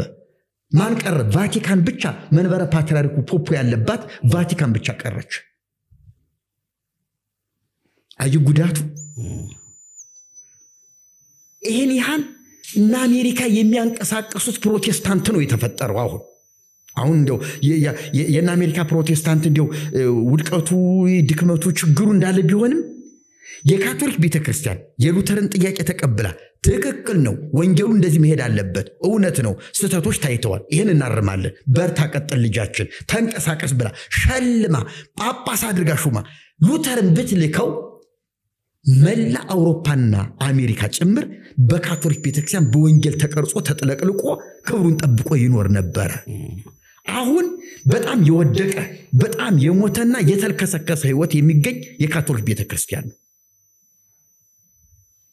መነኮሳት ብቻ ይዘውት የቀሩት ሃይማኖት ቢኖር ካቶሊክ ነው። መነኮሳት ብቻ ናቸው አሁን ካቶሊክ እየተባሉ ያሉት። ብዙ ህዝብ ያለ እንዳይመስልህ አልቋል ህዝቡ። ግማሽ ቀር ከፕሮቴስታንት እየሄደ የሚማር ጧት ቅዳሴ ሲሆን ግን ካቶሊክ ሄዶ የሚያላዝን አሜን የሚል ህዝብ ነው ያለው። ወንጌል ከካቶሊክ አይሰማም። 1.3 ቢሊዮን አባላት ያላት ቤተክርስቲያን ናት ካቶሊክ እኮ በዳታ ነው። ዳታ ቆጠራን ብዙ አትመኑ። ዳታ ቆጠራ ይቆጠር ከተባለ ሌላ ነው ነገሩ። እውነት ለመናገር በኢትዮጵያ ዳታ ቆጠራ ይምጣ ከተባለ እስልምናው ሌላ ነው፣ ፕሮቴስታንቱ ሌላ ነው፣ ኦርቶዶክሱ ሌላ ነው። በዳታ ቆጠራ እኛም ተሐድሶዎቹ እውነተኛ ቆጠራ ይምጣ ከተባለ በትክክል ሳትሰጋ ሳትፈራ ማን አንተ ይባል ኦርቶዶክሱ ይውል ህዝቡ ማን አንተ እውነት ተናገር ከድር ያስወጡኛል ሳትል ከንትን ያገሉኛል ሳትል እንደዚህ የሆነ ትችት ይደርስብኛል ሳትል ሳትፈራ እውነቷን ተናገር ቢባል እያንዳንዱ ኦርቶዶክስ ምንድነው 50% ምን እንደሚል እኛንን የምናውቀው እያንዳንዱ ቄስ ምን እንደሚል እኛንን የምናውቀው የጎንደር ቄስ ምን እንደሚል እኔ ያስተማርኩት ቄስ ምን እንደሚል እኔ ነኝ የማውቀው። ግን ከደሞዝ ይታገዳል እኔ ደሞዝ አልችለው ከስራ ይታገዳል እኔ አልደርስለትም እንጂ ይነጋልን አንብቦ ይሄ ነው መጽሐፍ ማለት ብሎ ይነጋልን ሆኖ የተቀመጠ ሌላ ጽጌ ያለ ጎንደር ውስጥ። አንድ የተደረገው ነገር ልንገርህ። ጎንደር ላይ በትክክል እዚያ የደረሰኝ መረጃ አንድ ሰው የነጋል መጽሐፍን ሁለተኛ ነው ሶስተኛ አሳተመልኝ በራሱ ወጪ አሳተመና በነፃ ሊያድለው ነው። ሲያድለው ምን አደረገ? 150 ነው 200 መጽሐፍ አንተ ወደ ጎንደር ወስደህ አድል አለኝ። ማለት ማርቆስ 50 ባህር ዳር 50 ደብረ ታቦር 50 ጎንደር 50 100 ነው መሰለኝ ይቅርታ ብቻ 400 መጽሐፍ ይሁን 200 መጽሐፍ ይዤ ሄድኩኝ ጎንደር። መጀመሪያ ከጎንደር ልድረስና ከዚያ እየሰጠሁ መጣለሁ እግረ መንገዴን ብዬ ጎንደር ቀጥታ አልፌ ሄድኩኝ እና የማውቃቸው ልጆች አሉ የታድሶ ልጆች ከነሱ ጋር ተመካከርኩ። እንደዚህ ነው መጽሐፉ ለጎንደር 50 ይዤ መጥቻለሁ ብዬ ስለችሁ በፍጹም ለነሱ ሌላ አምጣላቸው ይሄ ለጎንደር ብቻም አይበቃም ራሱ ጎንደር ላይ ብቻው ላይ አይበቃም ይሄ መጽሐፍ እና ዝም ብለሽ ሁልክ ብለሽ ሂድልን ይሄን መጽሐፍ ለኛ ያስጠናሉ። አላስቀይማቸውም ብዬ ያንን መጽሐፍ ሰጠኋቸው አራቱን አራት ይመስልኛል 400 ለምንሰል በኋላ ላይ ሰውየው ሲናገር 400 ስላለ ነው 4 ብዬ እንትን ያልኩትኝ እና ያ መጽሐፍ እነዚያ ታድሶ ልጆች ለቀሳውስቱ ለመርጌታው ለዲያቆናቱ ውስጥ ለውስጥ ሲሰጡ ያ ሁሉ ቄስ እያነበበ በአንድ ቀን ሌሊት በሁለት ቀን ሌሊት ጨርሶታል ለካ ይነጋለን እንዳለ መነጋገሪያ ሆኗል ይነጋል ይሄ ይነጋል መጽሐፍ ለማን ይደርሰዋል ለሀገረ ስብከቱ ዋና ስራ አስኪያጅ ከሊቀ ጳጳሱ በታች ላለ ሰው ማለት ነው በከፍተኛ ማዕረግ ላለ ይሄ ሰው ይነጋል ይደርሰዋል ያነባል ትክክል ነው ብሎ አምኖ ይቀበላል ከዚያ ማህበረ ቅዱሳን ወሬ ሰሙ ይነጋል መጽሐፍ እንዳለ ጎንደር ተጠለቅልቋል ተሐድሶ ሆኗል የጎንደር ካህናት በቃ ድረሱ ጽጌን አጋልጡ መናፍቅነቱን ክደቱን አጋልጡ ተብለው ትልቅ ፕሮጀክት ይዘው በስክሪን የሚታየን የገመና ይዘው ይሄዳሉ ጎንደር ያ ማህበረ ቅዱሳን እንዳለ የጎንደር አብያተ ክርስቲያናት በሙሉ ቀሳውስቱ ዲያቆናቱ ተጠሩ አገልጋዮቹ እዚያ ጠቅላይ ቤተ ክህነት አዳራሽ ስብሰባ ገቡ ሀገረ ስብከቱ ከዚያ ጽጌ የሚባል መናፍቅ አዲስ አበባን እየበከለ አሁን ደግሞ ጎንደር ይነጋል መጽሐፍን አሰራጭቶ በክሏል 400 ካህናት ተሐድሶ መሆናቸውን ደርሰንበታል ወይንስ ሳይግቡ ይነጋል መጽሐፍን ሰብስበው ያቃጥሉ አለበለዚያ ይወገዙ ብሎ ማህበረ ቅዱሳን መግለጫ ያወጣል ጎንደር ላይ ይልና ስራ አስኪያጁ በጣም ቅንነት ያለው ሰው ለእውነት የወገነ ሰው ነው እንደዚህ እንደነ ኒቆዲሞስ እንደነ ገማልያል እሺ ቁጭ በሉ ጥሩ ነው እንኳን አስረዳችሁን መርጌታ ጽጌን እንግዲህ በተወሰነ ደረጃ እናውቀዋለን ሲኖዶስ ላይ እንደቀረበ ሊቃውንት ጉባኤ ላይ እንደቀረበ እንዴት እንደተሟገተ እናውቃለን ይነጋል የተባለው መጽሐፍም ባንድም በሌላ መንገድ ደርሶን አይተነዋል ግን እኮ ጽጌን ያስቆጣችሁት እንደዚህ እንዲሆን ያደረጋችሁት እናንተ ናችሁ ደብድባችሁ አካሉን አጉድላችሁት ነው እናንተስ ወንጌል አድርጉት ያላለው ለምን አደረጋችሁ እና ይሄን በማድረጋችሁ መርጌታ ጽጌም ተቆጣ ይሄንን አደረገ ስለዚህ አደራርጉ አካይዳችሁ ትክክል አይደለም እናንተ ይሁንሽ አንድ ይሄ ነገር አልፏል ግን ሌላ ጥያቄ ልጠይቃችሁ መርጌታ ጽጌ ይነጋል መጽሐፍ ጽፏል ይነጋል መጽሐፍን ያነበቡ 400 ካህናት እዚህ ጎንደር ውስጥ አሉ ተሐድሶ የሆኑ መረጃው ደርሶናል ስም ዝርዝራቸውን ይዘናል ብላችኋል እሺ እነዚህን ሰዎች ተሐድሶ ብለን ብናወግዛቸው አንድ ጽጌ ብቻውን አንድ ይነጋል መጽሐፍ ጽፎ 400 ካህናት ጎንደር ላይ ባንድ ይነጋል መጽሐፍ ከወሰደ እነዚህ 400 ካህናት ሲወጡ ደግሞ 400 ጽጌ ሆነው 400 ይነጋል ቢጽፉ ህዝብ ይተርፋል ወይ ስለዚህ እናንተ ሰዎች እዚህ ሊቃውንት አሉ እዚህ መልስ የሚሰጡ አሉ እዚህ ምሁራን አሉ ከአዲስ አበባ ድረስ ጎንደርን ለማስተማር መምጣት አይተበቅባችሁም በመጣችሁበት መንገድ ሁልክ ብላችሁ ሂዱ ብለው አሳፍረው ሰደዷቸው እና ተሐድሶ ማለት ይውልህ አገባቡን ካወክበት ነውጣለ አገባብ ስታጣ ግን አነጋገር ሲበላሽብህ ግን እንኳን ሌላ ሰው ልትፈጥር አንተ ትጠፋለህ አካሄዱ ነው ቋንቋው ነው ከህዝቡ ጋራ ከካህናቱ ጋራ በቋንቋ ከተግባባ በችሎታቸው ከመጣባቸው ወደርክም ጠላህም ታሸንፋለህ ድል ታደርጋለህ ህዝብ ትማርካለህ እና ህዝቡን የመውሰድ እድል አለን ካህናቱን የመማረክ እድል አለን አንደኛ ግልጽ የሆነ ስተት እኮ ነው እነሱን የሚያሸንፋቸው እኮ በራሳቸው ጉያ ያለ የስተት ትምህርት እኮ ነው እኛ ጾህን መናመጣቸው አይደለም ይሄን መጽሐፍ አንብበው ብለን እኮ ነው እዚያው መናያይዛቸው ከራሳቸው መጽሐፍ ጋር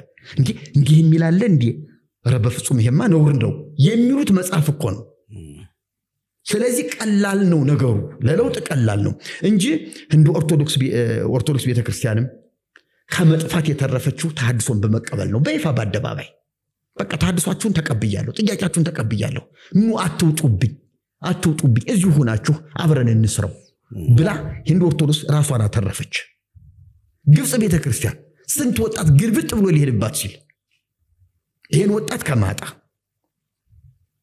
እንደገና ገንፎ ወጣቱ መጥቶ እኔን ከሚቆጣጣረኝና ቸርቿን በባለቤትነት ከሚነጥቀኝ ለምን ወጣቱን በዘዴ ይዤ እዚሁ እንትን አላስቀረው አለችና ግብጽ ቤተክርስቲያን ወዲያው ስብሰባ ጠራች እርምጃ ወሰደች በራሷ ላይ በቃ ልክ ናችሁ ነገር ግን እንደው እንዲህ ባታደርጉ ጥሩ ነው ለማለት ነው። ግድ የለም አሁን ሁሉን ነገር አስረክበናችኋል፣ ተንቀሳቀሱ፣ ስበኩ፣ አድርጉት ይሁላችሁ ብላ ግብጽ ቤተክርስቲያን ለወጣቱ ሰጠች። እነ ብፁዕ አቡነ ሽኖዳ ያንን ያህል ጤነኛ የሆነ ወንጌል የጻፉት ወጣቱን ለማስቀረት ወጣቱን ለማባበል የተጠቀሙበት ዘዴ ነው። አይ ወጣቱን ማትረፍ ብፁዕ አቡነ ሽኖዳ ጥሩ መጽሐፍ ጽፈዋል በነገራችን ላይ እና የግብጽ ፓትርያርክ ስለዚህ የኢትዮጵያ ቤተክርስቲያንም ጥቂት ጊዜ ነው የምትንገዳገደው እንጂ ጻፉ ላይ ስትደርስ ወደደችም ጠላችም እኛን በመብራት ፈልጋ ላታገኘን ትችላለች። ያኔኛ በሷ የስልጣን እርከን ላይ ሆነን ምናልባት ላንገኛት እንችል ይሆናል። ስለዚህ በጊዜ ሳይመሽ ቤተክርስቲያኒቱ ራሷን ብታጸዳ ብትመረምር ልጆቼ የት ናችሁ ብላ ብትል ይጠቅማታል። ክብሯ ነው። ደግሞ ለወንጌላውያንም ጥቅም ነው። በነገራችን ላይ ይሄ የኦርቶዶክስ ቤተክርስቲያን መለወጥና የተሐድሶ ንቅናቄ ከቤተክርስቲያኒቱ ጋር መዋሃድ ወንጌላውያንን ያቀርባል። ወደ ዛቤ መስቀል አደባባይ ላይ በጋራ መዘመር የሚቻልበት ፓስተር ገሪ አሁን ይስበክ ሊቀ ጳጳስ ገሌ ቀጥሎ ይስበኩ የእንትና መዘምራን እዚህ ይስበኩ አሁን በኋላ ላይ ደግሞ ወንጌላውያንም ራሳቸውን የሚያድሱትን ያድሳሉ። ወደዱም ጠሉም ኦርቶዶክስም የምታድሰውን ካደሰች ተወደደም ተጠላም መታደስ አለበት ተብሎ ታድሶ ሁሉ ጊዜ ስራ ነው። ወንጌላውያን በአንዱ ካላቸው ጥሩ ኳሊቲ ከሉተር ዘመን ጀምሮ በየዘመናቱ በሚመጡ ሪፎርመሮች ታድሶ ትምህርቶችን በመከለስ የስተት ትምህርቶችን እንትን በማለት ይታወቃሉ። ዛሬም እንደዛ አለ። ዛሬም አሁን ወንጌላውያን ጋር ሶልክ እንደሚሉት ሙግት አለ፣ ጥያቄ አለ። ልክ አይደለም እንታደስ። ይሄ ጥሩ ባህል ነው ወንጌላውያን ጋር ያለ። ልክ እናንተ ኦርቶዶክስ ጋር እንደምታነሱት ወንጌላውያን ጋር የገነቡት አንድ ባህል ነው። በቃ እንታደስ፣ ልክ አይደለንም፣ መጀመሪያ ያለውን ከይጥንቱን እንትን ስተናል፣ የአባቶችን ትምህርት የሐዋርያቱን ትምህርት የወንጌል አሰባበካችን ብለን ዛሬም እዚህ ሙግት አለ። ወደፊት እግዚአብሔር ቢፈቅድ ሁኔታዎች ሲመቻቹ ቦታዎች ጊዜያቶችን እነዚህ በድጋፍ እንደዚህ ስንገናኝ ግን እነዚህ የወንጌላውያን የተሐድሶ ልጆችና የኦርቶዶክስ ተሐድሶ ልጆች ተገናኝተን ሰፋ ያለ ጥናትና ውይይት ስልጣና ወስደን ወደ ወንጌላውያን ቱንቢያቸውን ያዞሩ ተሐድሶች ወደ ኦርቶዶክስ ያዞሩ ቱንቢያቸውን ያዞሩ ተሐድሶች ከአንድ ላይ መገናኘት አለባቸው። ይኸውልህ ከሰሜንም ወደ ምዕራብ መምጣት አለበት፣ ከምዕራብም ወደ ሰሜን መምጣት አለበት። መገናኛችን አንድ ማዕከል ሊኖር ይገባል። እግዚአብሔር ይረዳናል። የመጨረሻ ሰዓቱን እንትን ለማለት የመጨረሻ የእርሶ የታድሶ አገልግሎት ያው በብዙ የመጀመሪያ መከራና የስደቱን አውርተናል፣ ግን አሁንም በብዙ ፈተና እንደምታገለግሉ እናውቃለን። ምክንያቱም የተወሰኑ በራሳቸው የተነሳሱ ቅዱሳን አብሯችሁ ሊቆሙ ይችላሉ፣ ግን እንደተቋመም ወንጌላውያን ጋርም ስለሌሉ ሙሉ ኦርቶዶክስም ስለሌሉ መሀል ላይ ያለ ተቋም ስለሆነ ለማደስ የሚሰራ በብዙ ፈተና እንደምታገለግሉ መረጃዎቹ አሉኝ። አንዳንድ ወንድሞችም እንደዚህ የተንቀሳቃሴ ፈጥረው አይቻለውና ዛሬ ባለን ፕሮግራምም ይሄን የሞክራም ሚዲያን የሚከታተሉ እንግዲህ ይሄ ወንጌላውያን ላይ የሚሰራ ሚዲያ ነው። ግን ይሄን ፕሮግራም ኦርቶዶክስም የታድሶ ልብ ያላቸው ውስጣቸው የተለያዩ ሰዎች ይሰሙታል፣ ይከታተሉታል የሚል እምነት አለኝ። የአገልግሎታችሁን አካውንትም የእርሶንም ስልክ ቁጥር በስክሪኑ ስር አስቀምጣለሁ። እርሶ ግን ይሄን ፕሮግራም የሚሰሙ ቅዱሳን ለወንጌል እውነት የሚታገሉ የትኛውም ሰው ያጥማት ያለባቸው በኦርቶዶክስም በፕሮቴስታንቱም በሌላም ያሉ ሰዎች አገልግሎታችሁ ጋር በምን አብረው መስራት ይችላሉ፣ በምን ሊደግፏችሁ ይችላሉ፣ ምን ማድረግ ይችላሉ የሚለውን መልእክት እንዲያስተላልፉና ጥሪ እንዲያቀርቡ እድል ልስጦት። እግዚአብሔር ይባርክህ። እንግዲህ እስካሁን ድረስ እንደተነጋገር ነው የታድሶ ህይወት የታድሶ እንቅስቃሴ ትግሉ እስከ ሞትም ነው እንግዲህ እየተጨከነበት ያለው ህይወቱ ይሄንን ይመስላል። ስለዚህ በሀገር ውስጥም ያሉ በውጭ ሀገርም ያሉ እውነት የበራላቸው በክርስቶስ የሆኑ ወንጌላውያን ኢትዮጵያውያን ኦርቶዶክሳውያን ምናልባትም ኤርትራውያን በሁሉም በስደት ያሉ ወገኖች ሁሉ ለእንዲህ አይነት የቀና አገልግሎት ልባቸውን ህይወታቸውን ሊሰጡ ያስፈልጋል። እኔ አሁን እኔን አንድ ግለሰብ እንዲረዱኝም አልፈልግም ሆነት ለመናገር አሁን በተቋም ደረጃ ያለው ሰው ነኝ በተቋም ደረጃ እንደው የት ነህ የምታገለግለው ማን ነው ምንድነው ብለው አንተንም እንደ ተሐድሶ ሰው አንተንም እንደዚህ አይነት ሰዎችን የምትጋብዝ ከሆነ እግዚአብሔር ያበርታህ የተሐድሶ ሰዎችን እየጠራህ እንደዚህ አነቃቃን የሚሉ ሰዎች እንዲበዙና እንዲፈጠሩ በዚህ ስራ ብትፈረታ ደስ ይለኛል አንተም ራስ እንደው እንዳደራ እንደመልክ ሆነህ ነው ማለት ለምሳሌ እስቲ ወንጌላውያንም ጋብዛቸው እሺ ይሄን ነገር እውነት አሁን ምቾት አለው ወይ አገልግሎት ወንጌላውያን እየሄዱበት ያለው ምቾት ያለው ነው ወይ እንደው የሚጎረበጥ ነገር የለም ወይ ብለህ እንድትጠይቅ ከነሱም ጋብዝ ከኛም ጋብዝ በተረፈ እነዚህ የሚሰሙን ወገኖች ደግሞ ሼር በማድረግ ኮፒ ሊንክ በማድረግ ምናምን ይሄ እንደዚህ ለሌሎቹ በማጋራትም በሚደረገው ነገር ልዩ ተሳትፎ በማድረግ ሊጓደቁ ሊረባረቡ ይገባል አንድ ወንድም መምህር ጌታቸው በየልጥቀስ አንድ ጊዜ የተናገረው ነገር ሁሉ ጊዜ በጣም እኔ ምንድናገረው እንትን ይለኛል መምህር ጌታቸው በቅርቡ እንግዲህ ይሆናል እኔ ጋር ተነጋግረናል እስቲ ጋብዘው ማናቸው ፈሪሳውያን የኢየሱስን ትንሣኤ ለመደበቅ ገንዘብ አዋጥተው ለጠባቂዎቹ ከፈሏቸውና ሰረቁት በሉ ብለው ማስተባበያ ባጀት መደቡ ኢየሱስ ተነስቷል ኢየሱስ ሕይወት ነው ለማለት ምን ያህል ባጀት ነው መመደብ ያለብን ያለው ነገር በጣም ልብ የሚነካ ንግግር ነው ኢየሱስን ለመደበቅ ባጀት ከተመደበ ያም የሕይወት ጉዞ ከሆነ ኢየሱስን ለማገልገል ምንድነው መደረግ ያለበት ጀግኖቹ የሕይወት መስዋዕትነት አልከፈሉም ወይ እንኳን ገንዘብ ይቀርና ወነጀን ለማይረባ አገልግሎት እኮ የጣት ገለበጥ የጀሮ ጌጥ ጃምባር የግራምባር እኮ ሲሰጥም ያያየን ነው እኮ ለባይታዊ ብትል ለምን ብትል ለወንጌል ለከበረ ወንጌል ለምንድነው የማይደረገው የገባቸው ሰዎች ይሄን ማድረግ አለባቸው እና እኛም መብላት መወፈር አይተበቀብንም እግዚአብሔር ይርዳን ታማኝ አገልጋዮች ሆነን ቁጥብ አገልጋዮች ራሳችንን የገዛን አገልጋዮች ሆነን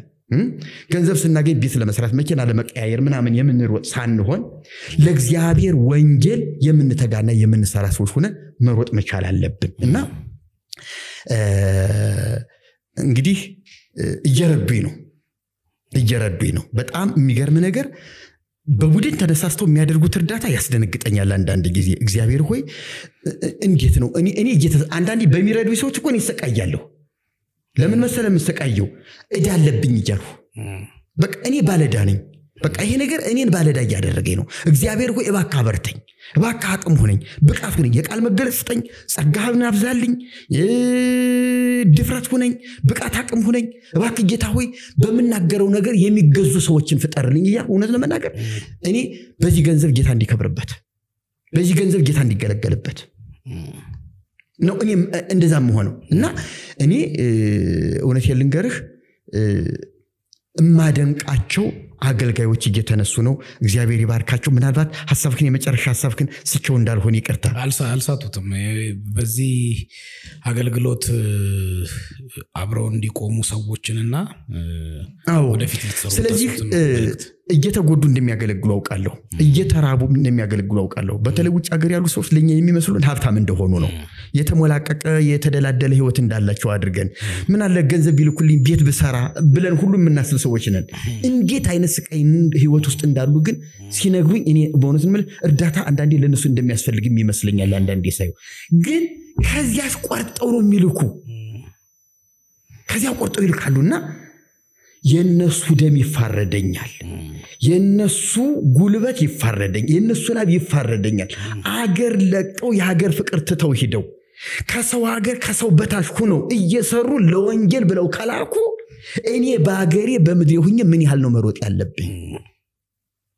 ስለዚህ የነሱ ያትግላቸው እኔን ትልቅ ሸክም ጥሎብኛል በጣም ደስ ይያለኝ ነው በነገራችን ላይ እያበረታኝ ነው እና እግዚአብሔር ይባርካቸው በባለቤት የበኩል የሚያደርጉት ርብርቦች በጣም ደስ ብሎኛል ለአገልግሎታችን የሚያደርጉት ርብርቦች በጣም ደስ ብሎኛል በስም የምናውቃቸው በተደጋጋሚ ከኛ ጋር በቆይታ ጊዜ ያሳለፉ አዳዲሶች እየመጡ ያሉ ከኔ ጋር በግል እየተገናኙ ያሉ በመልክ ማለውቃቸው እኔ አሁን ገሌ ብልህ እንደው ሌላ ዝና ይሆንባቸዋል እኔ እግዚአብሔር በሚያውቀው አንድ ቀን የምስጋና ፕሮግራም አድርገን እግዚአብሔርን እናመሰግናለን ከነሱ ጋር እና እንዴት እግዚአብሔር በእውነት ነው የምልህ እያበረተኝ አይዞህ ከጎንህ ነኝ እንዴው በቃ እነሱን ሲሰጠኝ እግዚአብሔር መጥቶ እጄን ያዘኝ ነው የሚመስለኝ ካንተ ጋር ነኝ አትፍራ የሚለኝ ነው የሚመስለኝ ስለዚህ በእውነት ነው የምልህ የሚሰማኝ ሞራል የሚሰማኝ ደስታ ልዩ ነው እና እግዚአብሔር ይባርካቸው እግዚአብሔር ጸጋ ያብዛላቸው ከልቤ ነው መባረካቸው አሜን ከልቤ ነው መባረካቸው እንግዲህ የዛሬ ፕሮግራማችንን እኔ በበኩሌ እንግዲህ ከዚህ ላይ ላጠናቅ አሁንም ቢሆን እግዚአብሔር በረዳችሁ ልክ እግዚአብሔር ባነሳሳችሁ ልክ እርዳታችሁ አይቋረጥ እግዚአብሔር በሰጣችሁት ልክ ታማኝ አምላክ ደግሞ እጥፍ ይከፍላልና ለእግዚአብሔር ነው የሰጣችሁት ተባረኩልኝ ቡሩኩኑ እወዳችኋለሁ እጸልይላችኋለሁ አሜን በጣም ነው እናመሰግነው መርጌታ ጸጌ ስጦታው በእውነት እንደው ስለርሶም ስለ አገልግሎት ጉዳዩም ብዙ አወራታለሁ ብዬ እርሶ ውስጡ የተቀጣጠለው በወንጌል ስለሆነ እድል አልሰጡኝም በቃ እድል አልሰጡኝም ስለ ግልም እንዲወራ እድል አልሰጡኝም እግዚአብሔር ረዳኛል ሌላ ጊዜ አነሳለሁ ባለቤቶት ያገልግሎት አጋሮት እንደሆኑ በደንብ በብዙ እንደምትደግፉት ብዙ ጊዜ ሲናገሩ ሰምቻለሁ ከቅርብ ጊዜ ደግሞ ታመው ያልጋ ቁራኛ እንደሆኑ ህክምናም ለማድረግ ወደ ህንድ ሀገር እንደሄዱ አውቃለሁ ዛሬ እንኳን ወደኔ ሲመጡ ጧት የነበረው ቀጠሯችን ለሊታመውቦት ግሉኮስ አድርገው ምን ብለው እንደመጣው በነገራችን ላይ ይቅርታ እንትኑ ይሄ አቅም ማጣት አቅሟ ስላለቀ የተመገበችው ምግብ ከረበሻትና ተቅማጥ ከሆነ በቃ መድከም ነው በቃ ራሷን አታውቀው እና በዚያ ሰዓት መርፌ ግሉኮስ ምናምን ሐኪም ይጀመጥች ያን ስታደርግ ነው የተለቀቀውና ዛሬ ሙሉ ቀኑን ሰርጀብህ ነበር ሐኪሟ ካጠገብ መጣችልኝ ቶሎ ደረሰችልኝ ግሉኮሱን ገዛሁኝ መርፌውን ሁሉ አቀራረብኩላት ያነሰካካችልኝ ከዚያ ከ20 ደቂቃ በኋላ ትንሽ ነቅታ መጫወት ጀመረች መነጋገር ጀመረች ባክሽን ፍቀጅልኝ አልኋት ሂዳለች ዋው እና ደወልኩልህ ደወልልኝ ስለ ጽናቶ ታመሰግናለሁ ይሄ እኔ ዛሬ ያየውቦት እንዳለ በቃ ይሄን ለወንጌል የተቃጠለ ለወንጌል በዚህ ደረጃ ራሱን የሰጠ ሰው ሆኖ ስላገኙት በጣም አክብሮታለኝ በሌላ ጊዜ ሌሎች ገጾችን በደንብ እንደምናወራ እርግጠኛ ነኝ ስለዚህ ይሄ ግን ለኔም እንዳንድ ወጣት አገልጋይ እርሶ የሄዱበት ጎዳናና እየከፈሉ ያሉት ዋጋ ትምርት ሆኖኛል ስለዚህ በዚህ ሙክራብ ሚዲያ ቤተሰቦች ሁሉ ጊዜ የምትደውሉልን ከሀገር ውስጥ ከውጪ የምታበረታቱን እኛ ለአገልግሎታችን እስከ ዛሬ ገንዘብ እርዳታ አድርጉልን ብለን ጠይቀን አናውቅም ፍቅራችሁን ማበረታታችሁን ግን በመደወል ትነግሩናላችሁ ስለዚህ ከዚህ አገልግሎት በተቻላችሁ መጠን አብራችሁ እንድትቆሙ እንድታበረቱ የወንጌል ስራን እንድትሰሩ ለኛ ታማኝ አገልግሎት ከግብ መድረስ የበኩላችሁን እንድታደርጉ በጌታ ፍቅር ለመጠየቅ ወዳለው ከመሪጌታ ጸጌ ስጦታው ጋር ማውራት ይጣፍጣል እንደምታዩት ትንሽ ደቂቃ እንደተቀመጥኩ ነው ያወራሁት የተሰማኝ